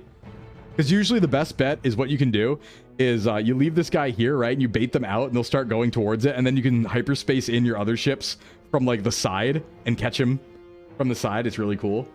But I don't think they're taking the bait. That being the case, let me move up a little bit. They might take it then. This used to be a judicial ship, you know. Are we taking any bait here? No. Okay, we're just gonna have to scrap. They're staying here. We're gonna have to scrap. Cruising speed. Copy. Bring in the boys. At least we have a hero. So ram them. I wish I could. The only problem is when you drop in from hyperspace, it takes a second for your shields to come up in this game. So that can be a problem. Oh wait, we have like 7 of these. That's actually so good. I love hyperspace drops. They're so cool. Bam, bam, bam. And the best part about this game, cinematic mode. You can like see all your ships fighting and it does like cool side sweep shots of them while they're fighting.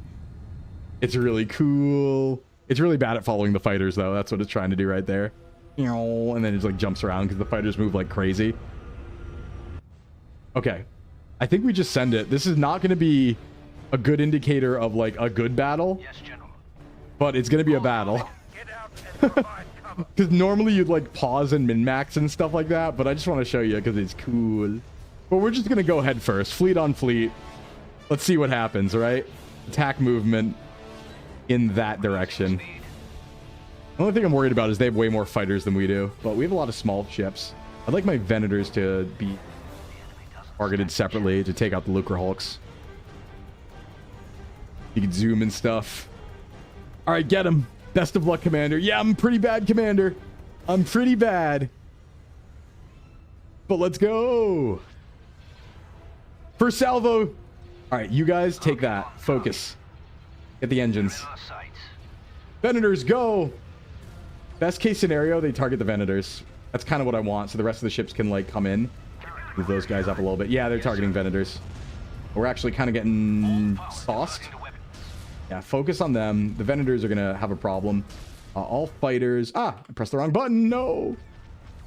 Need the fighters to search for enemies. I'm going to have my Carracks move up into them. Surprise. There we go. There we go. There we go. There we go. Good stuff. Good stuff. We're breaking ships. Breaking ships all day. We're doing good. For the Republic. Get the engines. Always get the engines because they'll try and escape usually. Oh yeah, we're winning this one easy. Taking some losses, but that's okay. The Venators, as long as the Venators live, we're chilling. I'm gonna move them. Carracks, got those. That's good. But yeah, if you're big into like sim games and also Star Wars and you've never played this, you really got to. You really got to. All right, everybody move forward. We are now overtaking their position. Let's go. Now, obviously, if you're playing this smart at higher difficulties, you bring in ships like a few at a time and you target everything manually and you do it like one by one. But it is also kind of fun to like control everybody and just be like, yeah, hit that one thing really fast. And you can cinematic. Yeah. I love ship battles. They're so cool. Give me a good shot. Give me a good shot. Give me a Venator side. Yeah, there we go. Good sauce right there. Yum, yum. Yummy in the tummy. Big smiles. You probably see it on my model, but I'm smiling right now. Look at that. Look at that. This is my brand of hyperfixation. Cool noises. A bunch of bleep bloops. This is a real Gorpo moment. How are we not won yet? Oh, it's because... Oh, God. We have to fight that still. Okay, let's move up. Fleet tender, go! Heal everyone, please. That's gone. Sauce those guys. They have a few defense platforms and stuff, but we're chilling. But yeah, no, this is like... I'll do this for just hours and hours and hours at a time. You know, every once in a while, usually in December, I'll get in the mood to play a bunch of like Star Wars games or space games in general. I feel like December is very space game and Minecraft oriented, right? Because like, I don't know, the sky in December always feels like it's more starry. Just because, I don't know, it feels more cold and stuff. It makes me think of space. So it feels right. It feels right. And I'll always like load up Empire at War in December when I have a lot of free time and just play it like all day. And just be like, yeah, you know what we're doing today? We are getting Subway. We're opening up YouTube documentaries and we're playing Empire War for 12 hours straight on a new galactic conquest. That right there, that's peak relaxation. The lights in the sky are stars. They really are, Varn. They really are. Oh, we only lost 6 Carracks. Definitely came out ahead there. Now we're going to try and ground invasion. Now, the thing about that is ground invasions are kind of harder and way less fun in my opinion. But let's see if we can just take this. Who do I want to come in first? Probably Rex because he's loaded. So yeah, there's land fights too. And land is cool. I think it's less interesting just because I like space, but there's like build pads for building defenses and stuff. And you can only call in a limited number of people. So we probably want some of these. Some walkers, Juggernaut, and like a clone battalion. We're probably going to lose this, by the way. They've done a lot to ground battles in this like overhaul, but they're still kind of hard. Sometimes you just get run up on really fast by like the entire enemy team and you're like, oh, what do I do? What do I do? What do I do? Everybody getting here, but we have Rex and Rex is kind of crazy. The Jedi in this are very overpowered. So if you like have Jedi, you can sometimes solo ground mission because they're really hard to kill and they can fight every unit. Kind of cool. Oh, what's going on over here? Wait, what is going on over here? Oh no. Oh no. And the problem about ground missions too is that if they have bases on the ground, they just get like infinite resources. So their reinforcements will just come like crazy. And yeah, eventually you can just get overrun. Kind of sucks. But they're still fun. And a lot of the mod packs do a lot of good overhauls to them. There's a lot of cool land units. I think there's like more cool land units than there are space units in this game. Because there's a lot of cool stuff. There's like anti-air, and then there's like mobile platforms. There's like sabotage units that go invisible and give bombs and stuff. But generally, I feel like the game moves so fast that you can't take advantage of most of that unless you really slow down the game speed. And then things just become a huge slog. So it's kind of like, do you want to like be good or do you want to have speed? I guess it's a lot like Nuzlocking in that way, right? Like, do you want to be good or do you want to go fast? But I always choose to go fast, so... Like, I think our game speed's up near the max right now. You can make it really slow, but it's like... Oh, it's like butter. Like moving through butter. In like the bad way. Here, I think I can even show that off.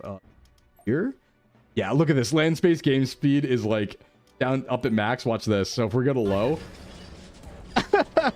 This isn't frame rate. This is the actual speed of the game. Right? It lets you do things, but it doesn't feel good. Right? Even if you put it up a little bit, it's like, put it up 1 tick, right? It's probably going to run smooth. Yeah, but it's like, all right, let's get going. So I don't like doing that. I like just playing all the way up here. But you can get got from that. Like if a big unit jumps you, then you're just going to get blown up too fast. But yeah, and then use these little build pads here to kind of like push yourself forward. And you can use them to give like, you know, do you want like anti-infantry, anti-air, anti-vehicle, or do you want back to tanks and like vehicle repair station? And those are usually super worth it, I think, because you can set up like long-range artillery and just hide them behind those. Reinforcement point contested. Oh, don't bomb me. Don't bomb me. The command post is lost, but not the battle. So true. So true. But yeah, it's a really cool game. And it's fun to, like, you know, move your fleets around and make your fleets and be like, oh yeah, this is the fleet for this sector, and you have to, like, move them to defend planets as the AI attacks you, and you have to, like, you know, take important routes that can cut off the enemy and stuff and connect all your forces in the overall galactic map. It's really fun. It's really fun. And there are even more overhauls than just these two. There's like this one overhaul that makes the game just really complicated, but it's a lot more like a 4X game at that point, and it's kind of fun. It's just like you need to do there's a big learning curve to it. So I don't tend to play that one. I play the more simple ones, but it's still very cool. Very, very cool. Love Empire at War. Also, you get this, which is busted. If you have Space Fleet and you're on a planet, you can get bombardment and you can get bombers, which are very unfair because you can do this. Hold on, let me show you. So if I just take one of these guys and then run them real fast to the enemy main base here. Your favorite's the remake mod? Yeah.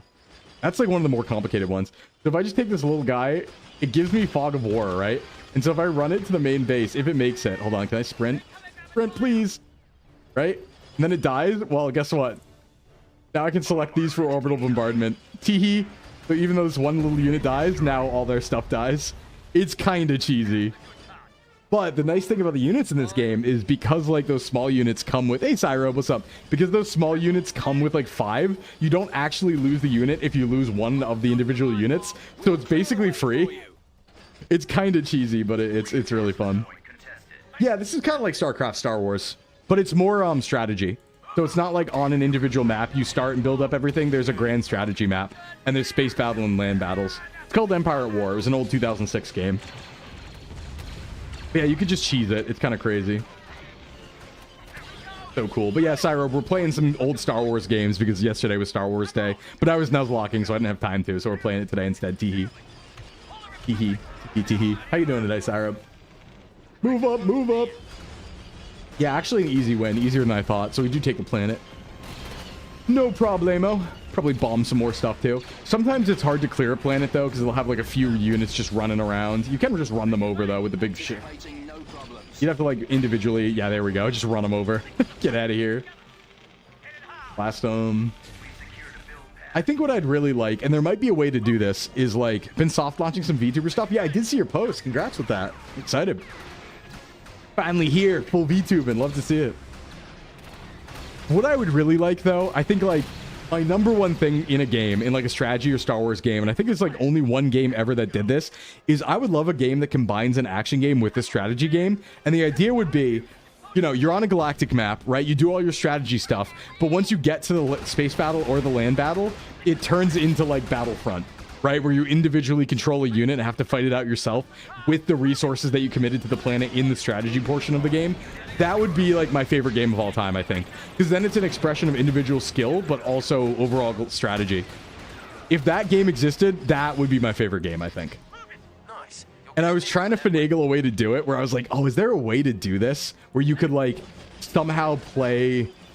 It'd be a really weird thing, right? But if you somehow connected Battlefront and Empire at War, you could probably make it so that whatever you do in Empire at War informs the map you play in Battlefront, and then you just play it out in Battlefront, and it would like go back and like, you know, do that in Empire at War. That would be so cool. There's got to be a way to do that. It'd be so sick. Hey Jenkins, what's up? I've been good. I've been really good. Been really good, Cyro. I'm thinking about going full-time with VTubing, so we were talking about that yesterday. We did lose in the Nuzlocke though. The big Nuzlocke we lost yesterday, so oof, and also oops. Oops, owie. Bombardment incoming. Bomb. Kill these guys. We win this planet. It's just they did take a lot of stuff from us. Rip in peace. Yeah, it was unfortunate. We learned a lot, though. We did. Hey, Dr. Junstein, what's up? We learned a lot. We really did. We learned a lot about BDSP. We learned about what games are difficult, what games are easy. I'm thinking that we're going to play Let's Go Pikachu Eevee when we run it back. I think that's actually the hardest version of Kanto, maybe. We're going to see that. I need to test that theory. But with regular Nuzlocke rules or hardcore Nuzlocke rules, that might be the hardest version of Kanto. We know that Heart Gold Soul Silver is the hardest version of Johto. We know that Emerald is the hardest version of Gen 3. We know BDSP is the hardest version of Gen 4. Black White 2 is the hardest version of Gen 5. There's only XY, so that's the hardest version of Gen 6, and then Ultra for Gen 7. So that should be the hardest version of every game. We just have to see about Let's Go. It's hard to know if Fire Red, Leaf Green, or Red, Blue, Yellow are, like, which one's harder among them. It's really hard to find out because, like, I don't know. I feel like Red and Blue's movesets are so bad that it's easy, but Let's Go Pikachu and Eevee, I mean, Fire Red, Leaf Green are also really easy games. So it's hard to say. I think Yellow is definitely the easiest. Coruscant being built in layered floors is technically a cake. You're right. Coruscant is a cake, Foxtrot. You're so right, actually. It is a yummy cake. Man, they're really hiding. Been wanting to dig out my Game Boy, replay Blue. It's really fun to replay. I fired up a play on my own right now that I'm just gonna like. It's Polished Crystal, which is one of the ROM hacks of Crystal, but it's more quality of life ROM hack. And I'm just kind of playing it like right before bed or right when I wake up in the morning while I wait for like people to leave the house. So, you know, playing it in like 20-minute spurts. But it's kind of comfy because I feel like that's how you played it when you were a kid, right? You'd play it like, oh, before I have to get ready to go to school, I got to play some. Or like, you know, right before bed, I can play a little bit, but I have like 20 or 30 minutes. It feels like playing it like that. It's kind of fun. Rather than locking in and beating like 8 hours. I can actually play in both morning and night that way, right? Because you're playing over multiple days rather than just kind of hauling it all at once. So it's cute. It's a fun way to play. All right, we are kind of like, they're kind of eating us now. I don't know where their bases are. We should be able to take this over. Rex, you got this, buddy? Pokemon at recess. Did you really play it at recess, Jenkins? I never did. I don't think I could get away with that. Like, even if I brought my Game Boy, I don't think I could get away with that, you know? Oh, wow, Rex. Okay, Rex did. I feel like I just never could get away with it. I did get away with it later on in high school, but that was like a different situation because, does anybody remember the Game Boy Micro? It was a really obscure Game Boy, but does anyone remember the Game Boy Advance Micro? It's the smallest Game Boy. You gotta look this up if you've never seen it before. They were shaped like a Famicom controller. Kind of. And they were really tiny. They were really, really tiny, and they played Game Boy Advance games, but they didn't play Game Boy Color games. And it was like right at the end of the Game Boy Advance. They came out in like 2005, like a year before the DS came out, and they were like $100. They were super like cheap. Nobody ever saw advertising for them. Really rare. Yeah, Game Boy Micro mentioned. So in high school, I would sneak like Pokemon in on my Game Boy Micro because you could hide the Micro in your palm and no one could see it, right? Like you get like a small phone, you could like put it in your palm and kind of cover it up, right? And I would do it in Spanish class. I just play like GBA. But that was the only time I did that, and I was in high school, right? But yeah, so this is the overall planetary map for those who didn't see it before. So now we took over Enark and we can build stuff there, and it gives us trade routes and stuff like that, right? So build some star bases, bada boom, build some barracks, build a senator's office, right? Get some barracks going, easy. You can have a, this is the coolest thing ever, the hypervelocity gun. It's a land-based gun that can shoot into space. So when you're in a space battle, you can shoot like a giant laser beam and blow through capital ships. This is Empire at War, Metal Cobra. You remember seeing them at GameStop but didn't know anyone who had one? Yeah, well, there was like no reason to buy them because if you already had, all they were smaller Game Boy Advanced SPs, basically, right? Like they had a backlight. The battery was like middling and they were just a much tinier screen, but I'm somebody who likes tiny things. And so I looked at it. I didn't even know it existed, but I remember being in a GameStop with my dad and being like, oh my God, I want one. Please, please, please. And it was like $100. And so he eventually got it for me. And it was like my main Game Boy Advance. I used it a lot. I actually kind of miss it, but I used it between like, oh God, it must have been 2005 all the way through until like, I would carry it around until 2012 or 2013. I would carry it around just because it was so easy to fit in your pocket. Like this thing compared to a hand was so small. So it didn't even take up a lot of space and you could just play Game Boy real quick. So, you know, you'd fire up some Fire Emblem on there. You do some like Yu-Gi-Oh, Eternal Duelist Soul, you do some Pokemon, Emerald, Leaf Green, Fire Red, you know, things that like didn't require a lot of action because it was a very small screen. But yeah, it was really, really cool. It was really, really cool. Awesome thing. Really missed the Game Boy Micro. Maybe I should try and buy one. I had like this limited edition one. It was like a Famicom special edition one. Ended up selling for a lot of money. It was like worth a lot later on that I sold it for. Actually, I wonder how much was that? I wonder how much it is now. It's probably like a ton. I know it was like, even in scratch condition, I sold it for like 150 now. And it was like super scratched up. So I could only imagine. You missed your SP? Yeah, I miss my SP too. If there's one thing, if there's one console I do just want to have again, it's an SP. I might look into that. I think clamshell was brilliant. I think it protects the screen. It's really, really smart. It makes it a small form factor. That's awesome. I really miss the SP. I should maybe look into buying one again and getting some Game Boy games or something. Or at least a cart. There's probably GBA flash carts, right? I know there's DS ones, but he gave them away. Yeah, you probably should have sold them. I know most Game Boy games loose are going for over 100 now. All right, guys, short stream today. I am going to end things here just because a lot of like random side work I want to get going. I want to get some chat rules set up because we don't have any rules right now in chat, really. I want to get those set up. I want to work on some other projects on the side. So I'm going to end early today and take advantage of all the time and the fact that we streamed for 6 hours yesterday. We're going to end early, a little bit after 3 hours today. This has been Star Wars Day. Stick around for the raid. And I will see everybody on Thursday for our usual fitness stream, just chatting and some random games and things like that. Might do a Discord stream Wednesday night or tonight if I get bored, but probably Wednesday night. I doubt I'll do it tonight. Might take a free night. But yeah, I'm going to go work on some other stuff. Stick around for the raid. Let's see who's on. I wonder if anyone's playing anything Star Wars. It might be a little late for that, though. I know most people probably did Star Wars stuff yesterday. People probably did.